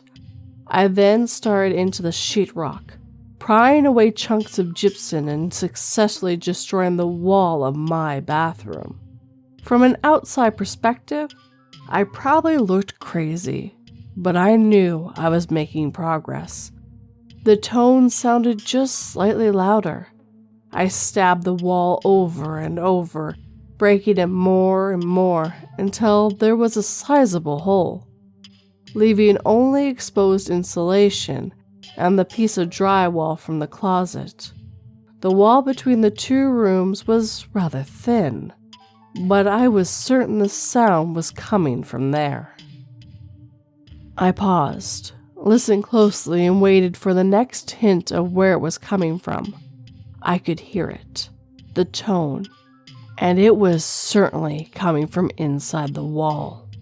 I glanced around at what was exposed until my eye landed on an electric wire that seemed to go further into the wall. Why on earth would there be wiring in the wall behind the shower? It had to be the power line to whatever device was in there. I took my screwdriver and kept prying away at small pieces of drywall, tracing the wire all the way around the corner into the door frame, where it went up and over and into the hallway. I tirelessly tore holes into the walls, tracking this cable that I knew had to go where I needed it to. A few times I thought I lost track of the line, but I just made a bigger hole in the wall to make sure I knew exactly where it was going. It ran through insulation. I ripped it out. It ran through the studs. I used a screwdriver to crack them enough to pull the line. It ran behind the tile of the kitchen, and you can be damn sure that little ceramic wasn't going to stop me. I admit that I was left with a bit of a mess when I was done, and what's worse is my adventure led me nowhere. The wire I was tracking led to the garage, which then ended up in the circuit box, and out into the garage the sound seemed the quietest. In my moment of disappointment, I had a brilliant idea. If this device, this annoyance, was running on our electricity, then I could just flip the breaker and it would go away. I reached up to the main breaker and shoved it to the off position. As soon as I heard the click, the sound stopped. There was no more tone, no beeping, no voices. There was nothing. I could feel myself grinning at the electric box as the pride of solving this problem washed over me. I felt it was time to go to bed and get some sleep. I earned it. I walked back into the house from the garage and glanced around the room, only to be met with my wife staring at me from the hallway. She stared with her mouth wide open, her eyes shifting to the various holes in the wall, the damaged tiles, the detritus that was scattered around our home. I held my smile. Yeah, there was a bit of mess, but I could deal with it in the morning. "What the hell did you do, Wayne?" she screeched at me. I stepped into the living room and reached out to her, embracing her in a tight hug. She didn't reciprocate. "I solved the problem. The sound is..." I paused as I held her in the hug. From the silence of the room rose a familiar sound, that horrifying sound of a conversation in a different language, muffled and unintelligible. "Wait, can you hear that?" "You destroyed our house." I disregarded her claim and shushed her, pulling away to listen to the room. As I did, it seemed to grow more faint. For a moment, I struggled to hear it, but it quickly clicked. I leaned back in towards my wife's face, and the sound of the speaking grew slightly. I pulled away again, and the volume decreased. I knew what this meant. I knew what I had to do. "I think I get why you can't hear it, honey." I smiled at her slightly as my fingers tightly gripped the flathead screwdriver. "But we're going to fix it. Don't worry."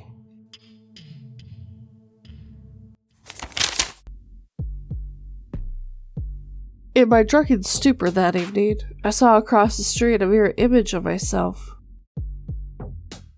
As I tried to stumble across the intersection to try and reach the thing, I felt the impact of a car and realized my fate as the mirror image smiled cruelly at me.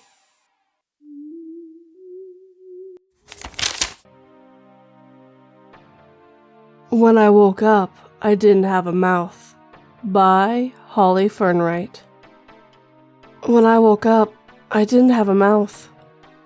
I ran to my mom's room and she started screaming. I wanted to scream too, but I couldn't. At the hospital, the doctors were very confused. They took all kinds of x-rays and scans. My mom wanted them to cut me a new mouth, but they said it wasn't that simple.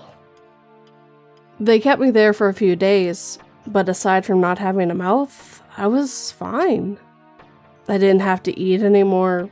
Somehow, I just never got hungry.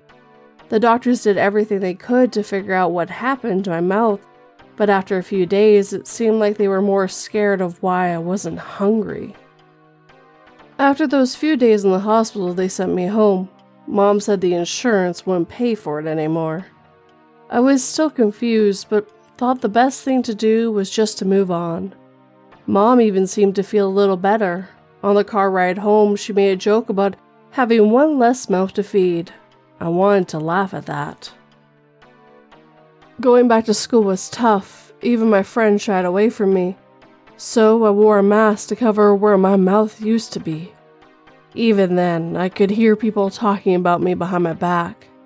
I carried around a little whiteboard to write things on, but it wasn't as fast as talking.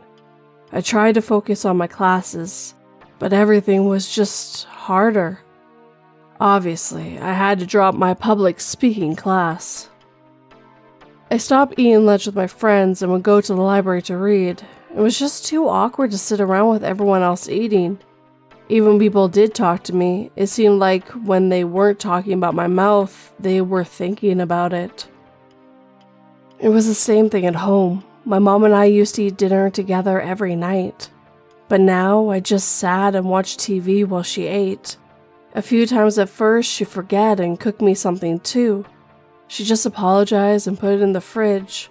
I didn't even used to like her cooking. But those days I would have done anything just for one bite. I tried to spend time with her anyway, but eventually I decided to spend more time out of the house. Being around anyone just felt weird. At least if I wasn't there, they wouldn't have to think about my weird non-mouth situation. I ended up going on long walks through the woods. I'd leave a note saying I was sleeping over at a friend's house and then just start walking out past where the streets ended, into the trees. Sometimes on weekends, I'd even keep walking into the night and the next morning before I got home. I didn't seem to run out of energy or get tired, probably a side effect of not having to eat. I still slept, at least back then. When I was able to get away from other people and just walk into the stillness of nature was really when I was the happiest. At least there, my silence wasn't strange. I come across deer and have conversations and subtle gestures and twigs snapping underfoot. Even after the sun went down, I didn't stop walking.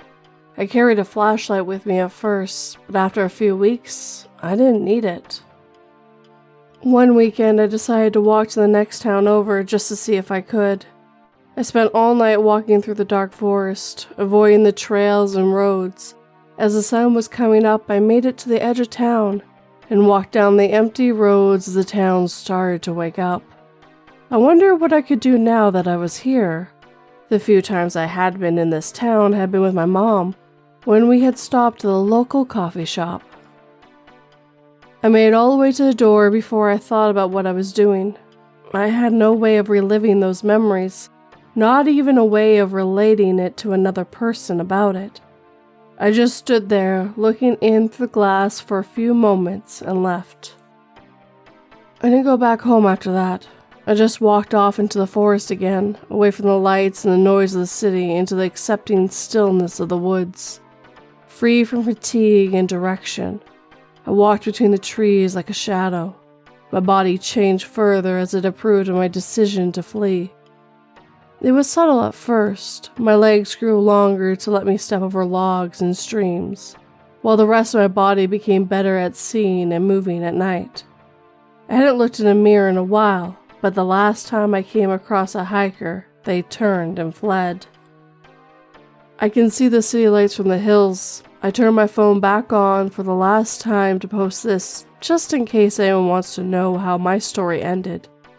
I'm fine with my 15 minutes of fame being on the side of a milk carton. I don't know if I could have it any other way. It's quiet where I am now. I go down to the edge sometimes, the place where the woods and the town tentatively touch. I can't go back over that border. It's not a word I know anymore, but here in the safe, still solitude of the trees, I can embrace what was always within me. Maybe that's worth not going back.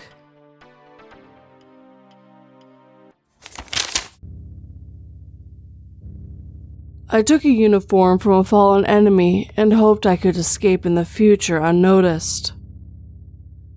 It has been years of helping those monsters with brutal interrogations, executions, and cruel war, and my hopes of freedom finally died when we conquered the last remaining stronghold of my former allies.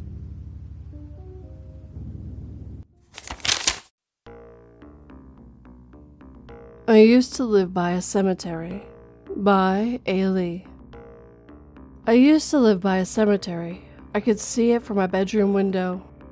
Some nights I would look out at it in boredom, willing in my mind for something to happen, something otherworldly to appear.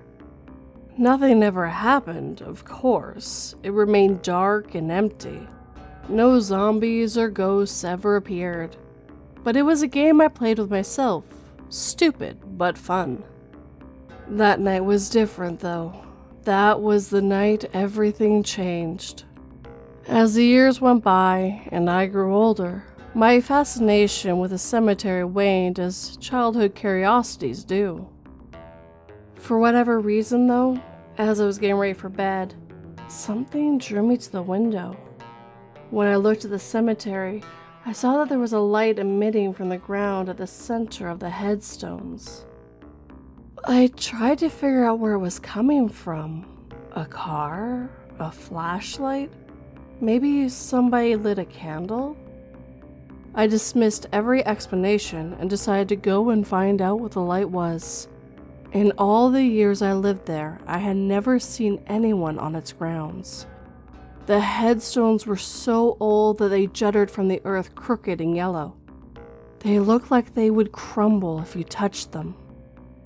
The moon was huge, there were no stars, and the air was crisp and sweet. It was unpleasantly cloying, like fruit gone bad. It had rained earlier in that day, and mud squished beneath my feet. My heart thumped in my chest painfully, and anticipation rushed through my veins. There was something serene about being in a cemetery night.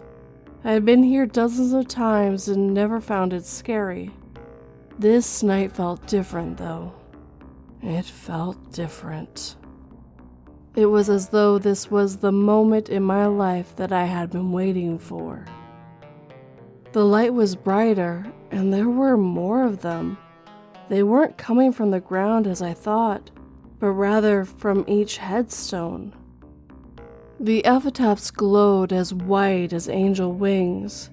I read the one nearest to me, and it said, Baby 0000-0000. Underneath it, in red paint, was a crude drawing of a stork with a distended stomach. I frowned. I had never seen this one before, and it's not as though you would forget a thing like that. I checked the one closest to it, and it was the same date. It said, Child 1111-1111. Underneath it was another drawing. This time it was a smiley face, but where the eyes should have been, there were only X's. My heart was beating even faster, and my mouth had gone bone dry. I watched as the words on the stone grew darker until they bled a crimson red. I made to run, and that's when I saw her. It was a human hunched over her grave, her eyes fixed on me hungrily, and she smiled at me. I saw how unnaturally wide her mouth was. The woman straightened, and I heard bones snap. She leered at me, and I screamed as she began to limp towards me on broken feet. Her gait was slow, but purposeful. She was very tall and very thin. Her skin was the color of fresh paper, and her hair was wild and white like snow. Her fingers were hooked into claws. They looked like talons of a bird. I was frozen in place. I forgot how to breathe. and as she came closer and closer to me, I saw just how wide her mouth was. And God, she had so many teeth. I don't know how she could see me because she had no eyes. There were only empty black sockets, half full with dirt. My paralysis broke and I turned and ran. I ran out of the cemetery and into my house. I didn't stop running until I reached my bedroom. My blinds were still open, but there was no way I could close them tonight.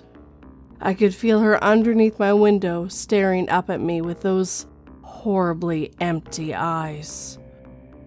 I don't remember falling to sleep, but the sun woke me. It was so bright outside that I felt like crying in relief, and I rushed to close the blinds. I can't lie, I did look and saw nothing. The cemetery was as it always looked, peaceful, empty. From then on, I never looked out my window at night. I kept my windows closed and bought blackout curtains, so nothing could look at me either. I moved out a few days ago. I had graduated and was excited to go away for college. It had been a year since my excursion into the cemetery, and my senior year was so busy that I forgot about it. It was so surreal, so otherworldly terrifying, that I convinced myself that it was a bad dream, even though, deep down, I knew it wasn't. I was more than happy when me and my parents finished packing and finally drove off. Of course, I couldn't help but peek at the cemetery. Nothing. There was nothing there. If I hadn't just imagined it, at least I had gotten away. I was going far from the cemetery. I let out a breath that I didn't realize I'd been holding in for a better part of the year. At least, that's what I thought. You see, I've been having strange dreams lately. In my dreams, it's always night. There's no stars, only the moon, and it is the color of fresh, dark blood. The woman is there. She's standing in front of me, smiling that wide, toothy grin. She dips her finger into something I thought was paint, but now I see her palms are bleeding. She is drawing with her own blood. She's so close I can smell the rotting fruit on her breath, and her hair tickles my face. I am frozen in place as her canvas, so still as she draws clumsily on my forehead. "Mine," she rasps. "Mine." It is all she ever says. When she is done, I wake up drenched in sweat. This night was different, though. See, after she drew on my forehead, she grasped my shoulders with strong hands and turned me to face a headstone. It looked new among the others, and in shining letters I saw my name, my birth date, and this year as the date of my death. Below the epitaph, drew in her blood, is a face with dark eyes and a crooked mouth, which is made into a frown. I would just chalk it up to another nightmare. I mean, what else could it possibly be? But when I woke up and went to the bathroom, I saw my reflection. On my forehead is the face with empty sockets for eyes. When I touch it, my hand comes away wet and smeared with blood. I can hear her now. Beneath my window, she calls for me. "Mine," she says. "Mine." I realize now that she marked me, and no matter where I go, she'll just follow. I used to live by a cemetery, and I've learned that curiosity has many consequences, and it is best to leave the dead and their resting place alone.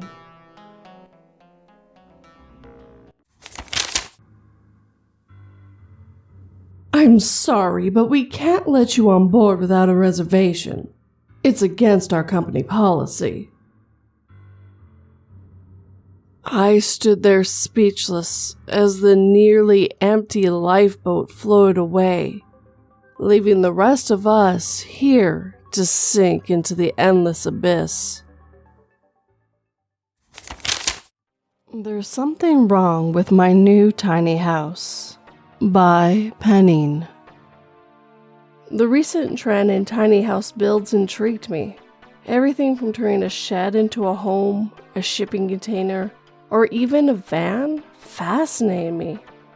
How many of these people moved from city living into isolation, living off the land by growing their own food in gardens made from recycled material, had me wondering if I could do something like that. I recently broke it off with my girlfriend and wanted to move out of the city. One too many break-ins, nasty bouts with slumlords, and the general sense that the world seemed broken made me long for a simpler life. I decided to take a risk and try it for myself.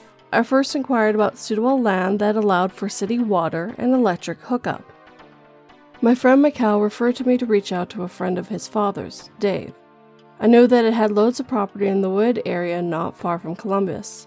The gentleman in question often allowed campers to rent his land for a scenic natural experience. He made a lot of money in the summer months. But would he be interested in letting me rent and build a house on his property? I got his number from my friend and called him to discuss. Hello? Hi, my name is Kurt. I was referred to you by Mikhail Ashling regarding some rental properties that may be available. Mikhail, you say? Yes, he's a friend. Good guy, I said. I got a spot. What did you want to do? Are we talking camping for a weekend or a week? I'm looking for an area I can rent to build on. I'm trying to downsize and I was told you might be someone to reach out to. There was a long silence, and I had to look at the phone to ensure he hadn't hung up. Yep, I got a place. You can come meet me tomorrow, and I'll give you a tour of the property, and we can discuss payment. The next day I met Dave at the large property. We discussed what I wanted to do, make a home on the land and pay monthly rent. He seemed eager to rent the property to me, but there was a stipulation. I need a full year's rent up front, and you can do anything you like out there. I only ask that you are quiet as the horses get spooked easily. I thought about it and then finally agreed.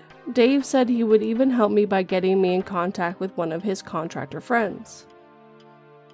The cost was more than I had anticipated, but it was worth it. I was going to have my own home on nearly 10 acres of land with only one neighbor. I was also given free rein on how I wanted it constructed. So, as promised, my journey began. I found one of those shipping containers on eBay from a guy in Pennsylvania who was selling it for $650. I just had to pay for hauling it back. I, once again, was assisted by Dave, who just happened to have a truck to haul it. It was nice to be living so close to a guy that was so kind. I could set up the unit and begin working on the interior immediately. I didn't make it have a ton of extra features. I mainly was going for a couple windows, a bed, and a space to store my things. The contractor that Dave sent me was good and helped me with the design, but I put everything together myself. I'm proud of what I came up with. The few things I didn't expect was that I could get running water, but the toilet didn't flush as well as I liked. I was almost deciding on a compost toilet. Still, Dave said that of all things, he did not allow the dumping of any kind on his property, nor did he want me creating a large garden bed, which seemed odd to me because he had been so cool about everything else. So that meant the composting garden was out unless I grew things in a box on my makeshift patio. So, after a few months, I was settled in. It was a nice and quiet place to rest my head. When they said that nature was healing, they didn't lie. I spent most of my time working and sitting on my new deck. It was peaceful and calming. It wasn't long after my first month that I know something about my new tiny house. Well, It wasn't exactly one of those tiny houses, storage container homes you could see on those home and garden type television shows. There was just something that began to make me feel uneasy. I woke up one morning to the sound of my shower running. When I got out of bed, I could have sworn I saw someone running out my sliding door that led to my new patio. I never jumped out of bed so fast. I ran to the door and saw nothing where I should have seen someone running away. I called Dave that very morning after the sun came up. I asked him if he'd seen anything on the property. He said he checked the security cameras, which he did while I was talking to him. Dave said he couldn't see anything unusual, and I was more than welcome to check them myself.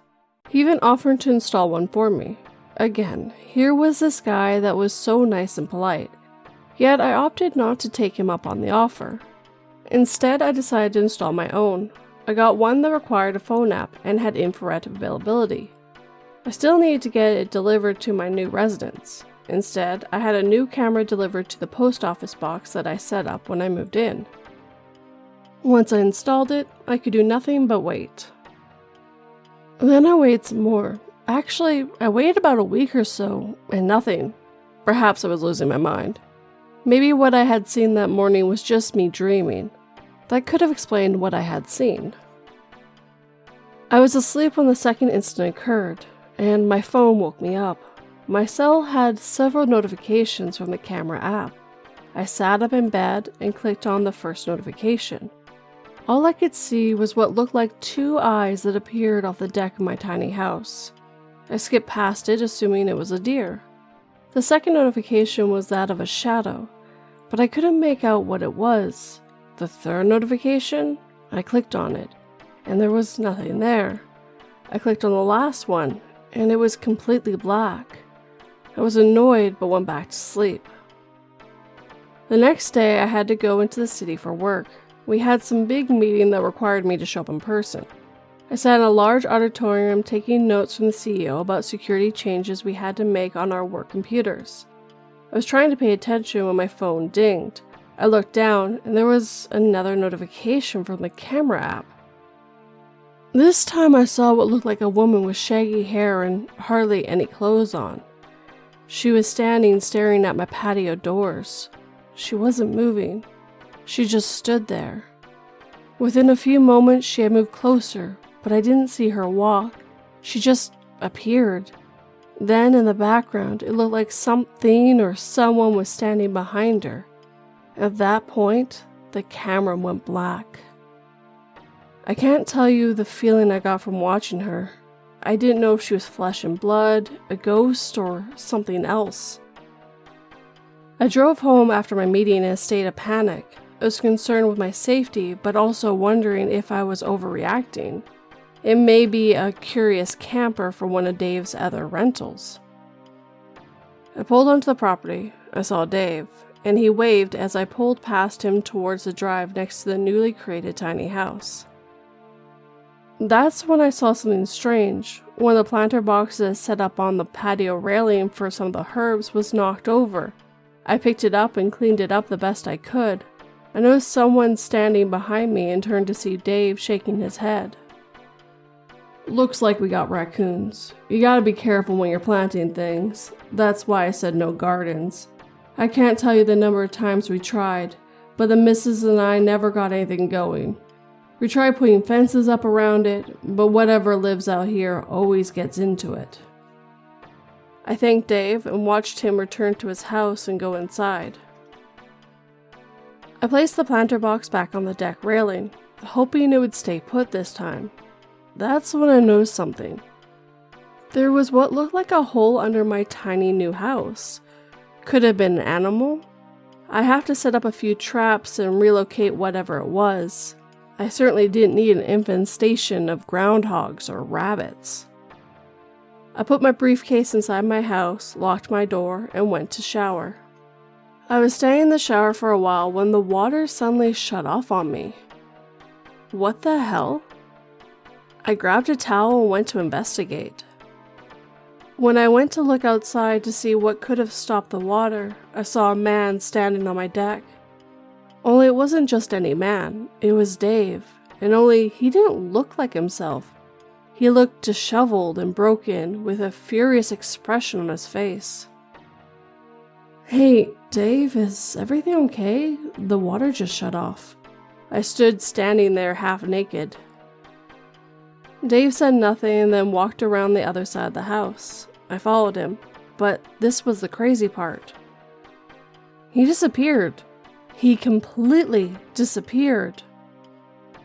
I was trying to figure out what to make of it. The water came back on the second I walked back into the house. I felt awful for pissing Dave off.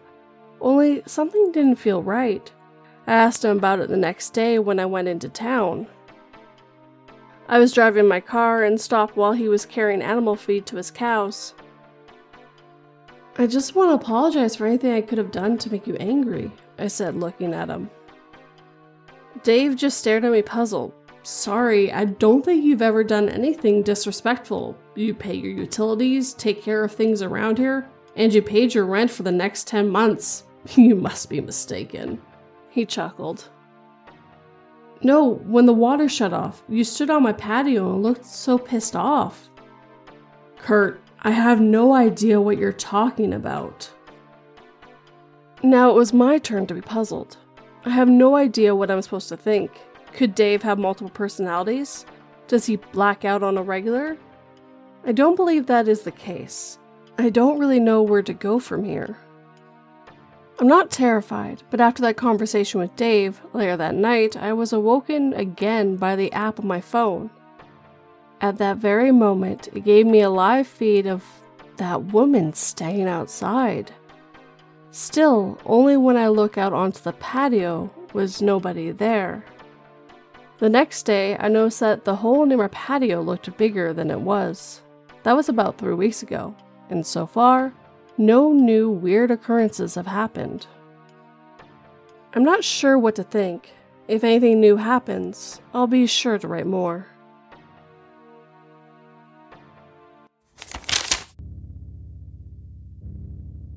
I have lost count of how many times I've washed my hands today, but I just know they aren't clean yet. I scrub harder, knowing that all the filth will go away once I start rubbing the skin away.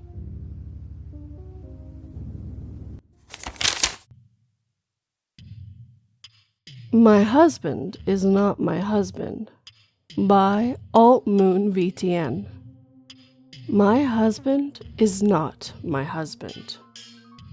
I've been with my husband for 30 years. We fell in love in high school, that whole cliche. We live in a small town in Illinois, no kids, but 3 cats. For the past week or so, he's been acting strange, and at first, I was really worried. I thought he didn't love me anymore.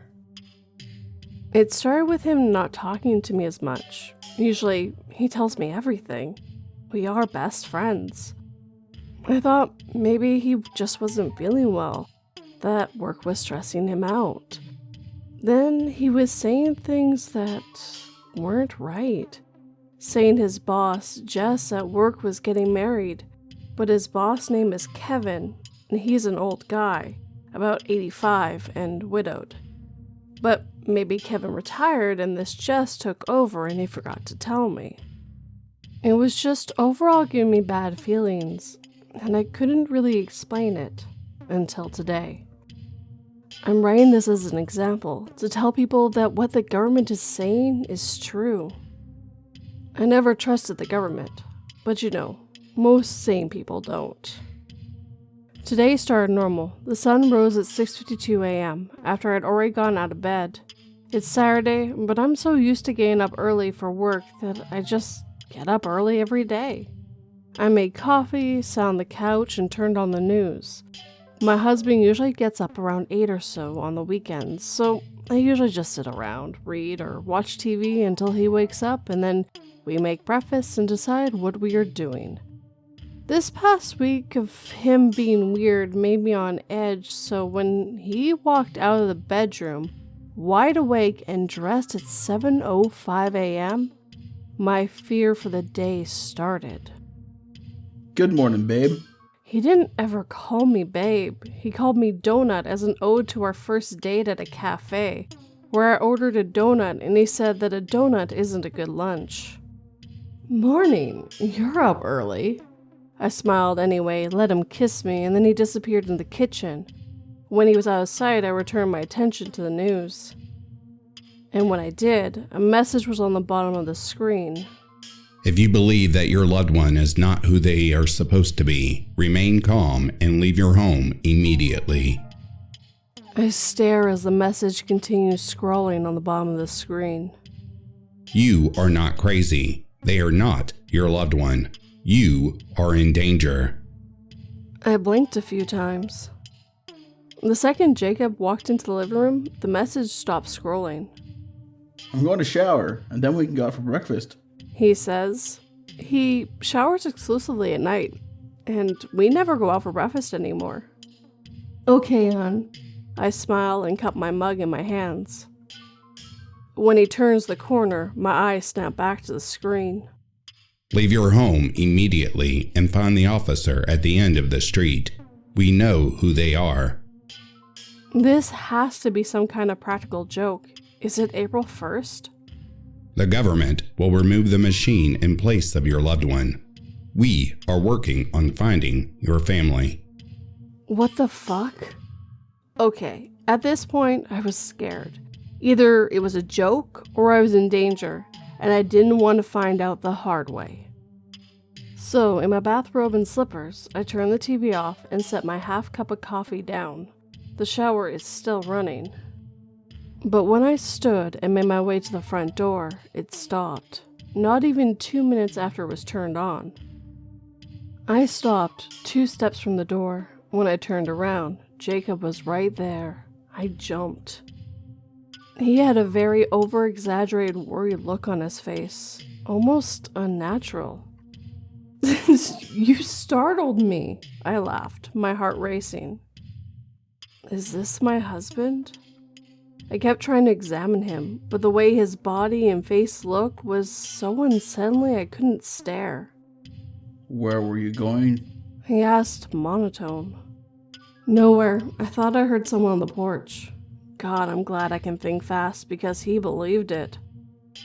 Oh, is there someone out there? The next 3 moments, I realized that it wasn't a joke.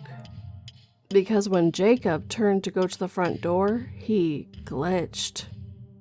That's the only way I can explain it. It was like watching a video on AI on TikTok or something. His arm was in one position, and then in 2 milliseconds it was behind his back. His head was tilted to the side. And then his head went back and his arms went back to his side. And then he was normally walking to the door. My heart was racing. I needed to get out. That was a quick shower, I said, swallowing hard. Yeah, I was sweating last night. Wanted to rinse off. That's a lie. He's a cold sleeper, and last night was freezing in the bedroom. I still don't know how to get out. After all the small talk, I think the thing realized that I knew, and I think it tried to kill me. All I know is I didn't drink the smoothie, and I got out. Now I'm sitting with hundreds or thousands of other people in our town's mall. Everyone is quiet. Everyone had a traumatizing experience. All they have told us so far is it's a failed experiment the government was working on that gained its own intelligence and has been multiplying and replacing our loved ones. It's not just our town, it's the whole country. If you're reading this and you think your loved one is not actually your spouse, kid, or friend, leave immediately. Find the officer. Get to safety. This is not a joke. They told us that the death count in just this first week is over 1 million. These things are unbelievably smart. Please listen. Get out. Get out. Right now.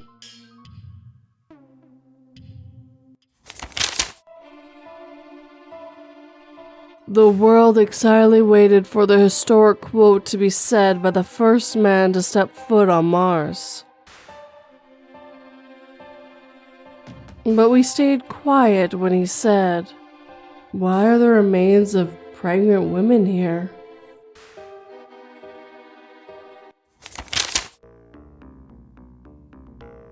My Grave Mistake by Contour698. Don't get drunk and break into a cemetery in New Orleans. And if you do, don't piss on any tombs with a bunch of X marks all over it. I did that 6 days ago, Saturday, and I've died every day since. After leaving the cemetery that night, I stubbed my foot, stepping up on the curb, and broke my neck on the wall outside a bar. I dreamed of a woman that night. She wore a white dress and stared at me. But I couldn't have dreamed anything. Do the dead dream? Sunday morning, I woke up in my bed with no hangover. I had a clear head, which was rare for me in the mornings. But the detail the night before was still hazy. I checked myself out in the mirror, but didn't see any signs of damage. I remember tripping on the curb, then the wall of the bar came rushing towards me. I was so drunk that I didn't even put my hands out to catch myself. Then, blackness. I pushed the thought away. I started my day. I left my apartment and walked down the block to the corner diner. Most mornings I needed coffee to chase away my hangover.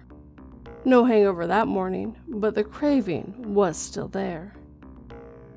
I sat at the counter and ordered. A tall, very dark-skinned man was sitting at the counter. He was dressed in an old-fashioned dark purple suit. He had coattails and all. He stood as I sat down, said good morning, and made his way out of the diner. "Be seeing you all later," he said to the diner. Everyone ignored him. I turned and looked at him as the door was slowly swinging shut. He tipped his top hat at me as he's putting it on. His smile was yellow just like his eyes. As the door swung shut, I could see him lighting a cigar. I think he winked at me. After my coffee, I walked over to Jackson Square.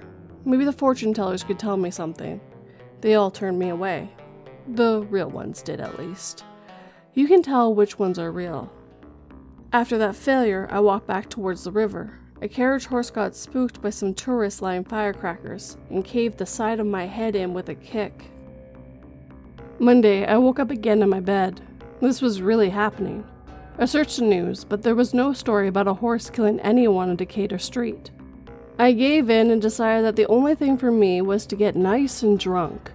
I was sober for a whole day. That was an accomplishment for me. Well, sober for a morning at least. That night, I tied one on. I couldn't get enough. At one point, I think I remember that tall guy from the diner buying me a drink. "What's this?" I asked as he handed me a double shot of something dark. "Oh, it's a rum for me, baby," he answered before throwing back his shot. I didn't care. I would have drunk anything that night. "Be seeing you around," he said before fading into the crowd of the bar. I was shot in the back while walking home. They killed me for the $9 I had in my pockets. In my dreams that night, the lady in white was sitting on a short stool with her back turned to me. I walked towards her, but she never turned around, no matter how close I got to her, no matter how far I stretched my hand to her. I couldn't touch her. Tuesday, I decided to stay in. If I don't go outside, I can't die, I thought. My mistake was to drink a fifth of vodka and try to take a bath. I must have passed out because when I came to, the water was freezing cold. I slipped getting out of the tub and bashed my head in on the rim of the toilet. I still couldn't reach the woman in white. She was working with something in her lap.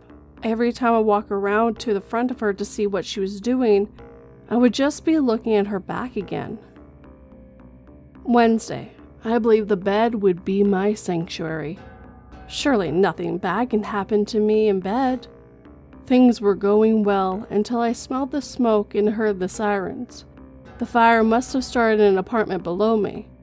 I threw open my front door and ran for the stairs. They collapsed as I made it to the landing. Since I was on the top floor and had nowhere to go, resigned, I walked back inside. People were staggering out of my building onto the street below. A crowd formed across the street, and some of them were pointing up at my window. The tall man was standing amongst them, smiling up at me. He tipped his hat at me as the floor collapsed and I fell into the inferno below. I found out what the woman in white was working with. This time she was standing. She had a dead chicken in her hands. With a quick motion, she twisted and wrenched the head from the chicken. She began chanting and moving in a circle, making a ring of blood on the ground around her. I called to her, but she ignored me. Right before I woke up, she glanced up at me, glaring into my eyes. By Thursday, I had given up. Whatever was happening to me was out of my control. My room was like it always was. No sign of a fire. As soon as I got up, I went straight for Bourbon Street because the bars never closed there. With an empty stomach, I got to work. Even on Bourbon Street, drunks aren't tolerated very well before noon. After getting kicked out of the third bar, I sat down on the curb with a big-ass beer. The tall man sat down beside me. We were quiet for a few minutes before I asked him, "Why is this happening to me?" Now, don't you worry about that, Sheriff. Just a few more days and it will be all over. Now, if you hurry, there is a party bus carrying a bachelorette party about to cross Bourbon, just a few blocks that way." He pointed down the street. "The driver is a man a lot like you. He was out way too late last night and might not have all his faculties about him." I nodded and I stood up. The tall man called to me as I walked away. "Au revoir, mon ami." The bus plowed right through the stop sign. He was right. The driver never saw me. The bus squealed to a halt too late, with me trapped underneath. I could smell my skin melting on the scalding undercarriage. The driver ran out and saw what he did. He turned away and vomited as the party rushed out of the bus to see what was happening. A pretty lady wearing a sash that read bride saw me and dropped her tall, green novelty drink. The last thing I heard was the screams of her and her bridesmaids. The woman in white walked towards me in my dream that night. She held a dusky bottle with no label that was full of some type of dark liqueur. She stood in front of me and took a long pull from the bottle. With a look of disdain, she held the bottle out to me. I reached for it, but she pulled it away and spat the liquor in my face. She began chanting something in French Creole and walked around me in a circle, stopping periodically to tease me by holding the bottle out in front of her. Every time I reached for the bottle, she would pull it away, take another swig, and spit it back in my face. Her chanting continued in between her taunts. Finally, she stopped and stared at me with hatred. "Time to wake up, fool," she said. It wasn't English, but I understood her. She took one long pull from the bottle. Blood began to drip from between her lips, and she spewed it back onto me. I shot up from my sleep and was horrified to find my face and chest were covered in blood. I cleaned myself up and spent the rest of the day wandering aimlessly around my apartment. Eventually, I headed out and walked around the quarter until it was late into the night. The tall man would be waiting for me in a doorway or a window of a bar, always with a shot of rum held out and one for myself. I just ignored him and walked on. Well after midnight, near the edge of the quarter, I saw her waiting for me on the distant street corner. "Last chance, mon ami," said the tall man from the doorway of the quiet bar. The bar was dark because it was closing up. It was hard to make out the details of his face, but it looked like he was wearing white paint in the shape of a crude skull. I took the offered shot and drank it down slowly, savoring the burn. She rounded the corner and I followed. As I walked, I would lose sight of her, but she would always be there when I turned a corner or a car passed by, just standing and staring at me from a distance. Eventually, I found myself walking next to a tall white wall. An opening in the wall revealed a huge, ornate iron gate. I stopped at the gate, and it slowly swung open, creaking on its centuries-old hinges. Of course. Back where this all began, the cemetery. My feet carried me down the boulevard of this miniature city of the dead. She was gone again, so I scanned the side alleys for her. I saw a flash of her white dress between the crumbling tombs, so I ventured deep into the cemetery after her. She was waiting for me next to a tomb. The tall man stood with her. When I stopped in front of them, he turned and removed the name plaque of one of the openings to the crypt. The stale air that issued out a smell of must and decay. He bowed low and gestured me inside. I began to weep, but still climbed inside. I turned over onto my back in a tight space and looked out. He smiled at me and said, "It's been a pleasure, truly." He lifted the plaque back up and sealed me inside, covering me in sweet darkness. Finally, I could rest.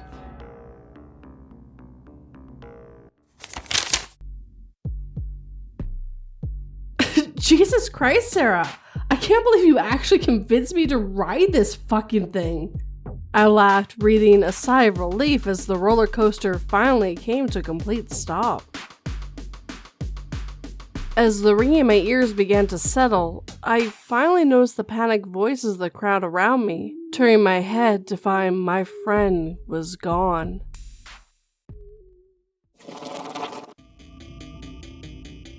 Our time together is coming to an end. I really hope you enjoyed these stories. If you did, hit that like button and make sure it feels it. If you're new, please subscribe and turn that pretty little bell to all notifications. And as always, I would love a comment. Tell me what story you like the best, what you'd like to hear more of, or anything else. All feedback is welcome. If you'd like to help this channel grow, please share it with anyone who might like it. If you'd like to help in other ways, I do have Patreon and YouTube memberships, as well as PayPal and Buy Me a Coffee. But as always, guys, thank you for watching and listening. It really means the world to me. Sleep tight and don't let 42 bite.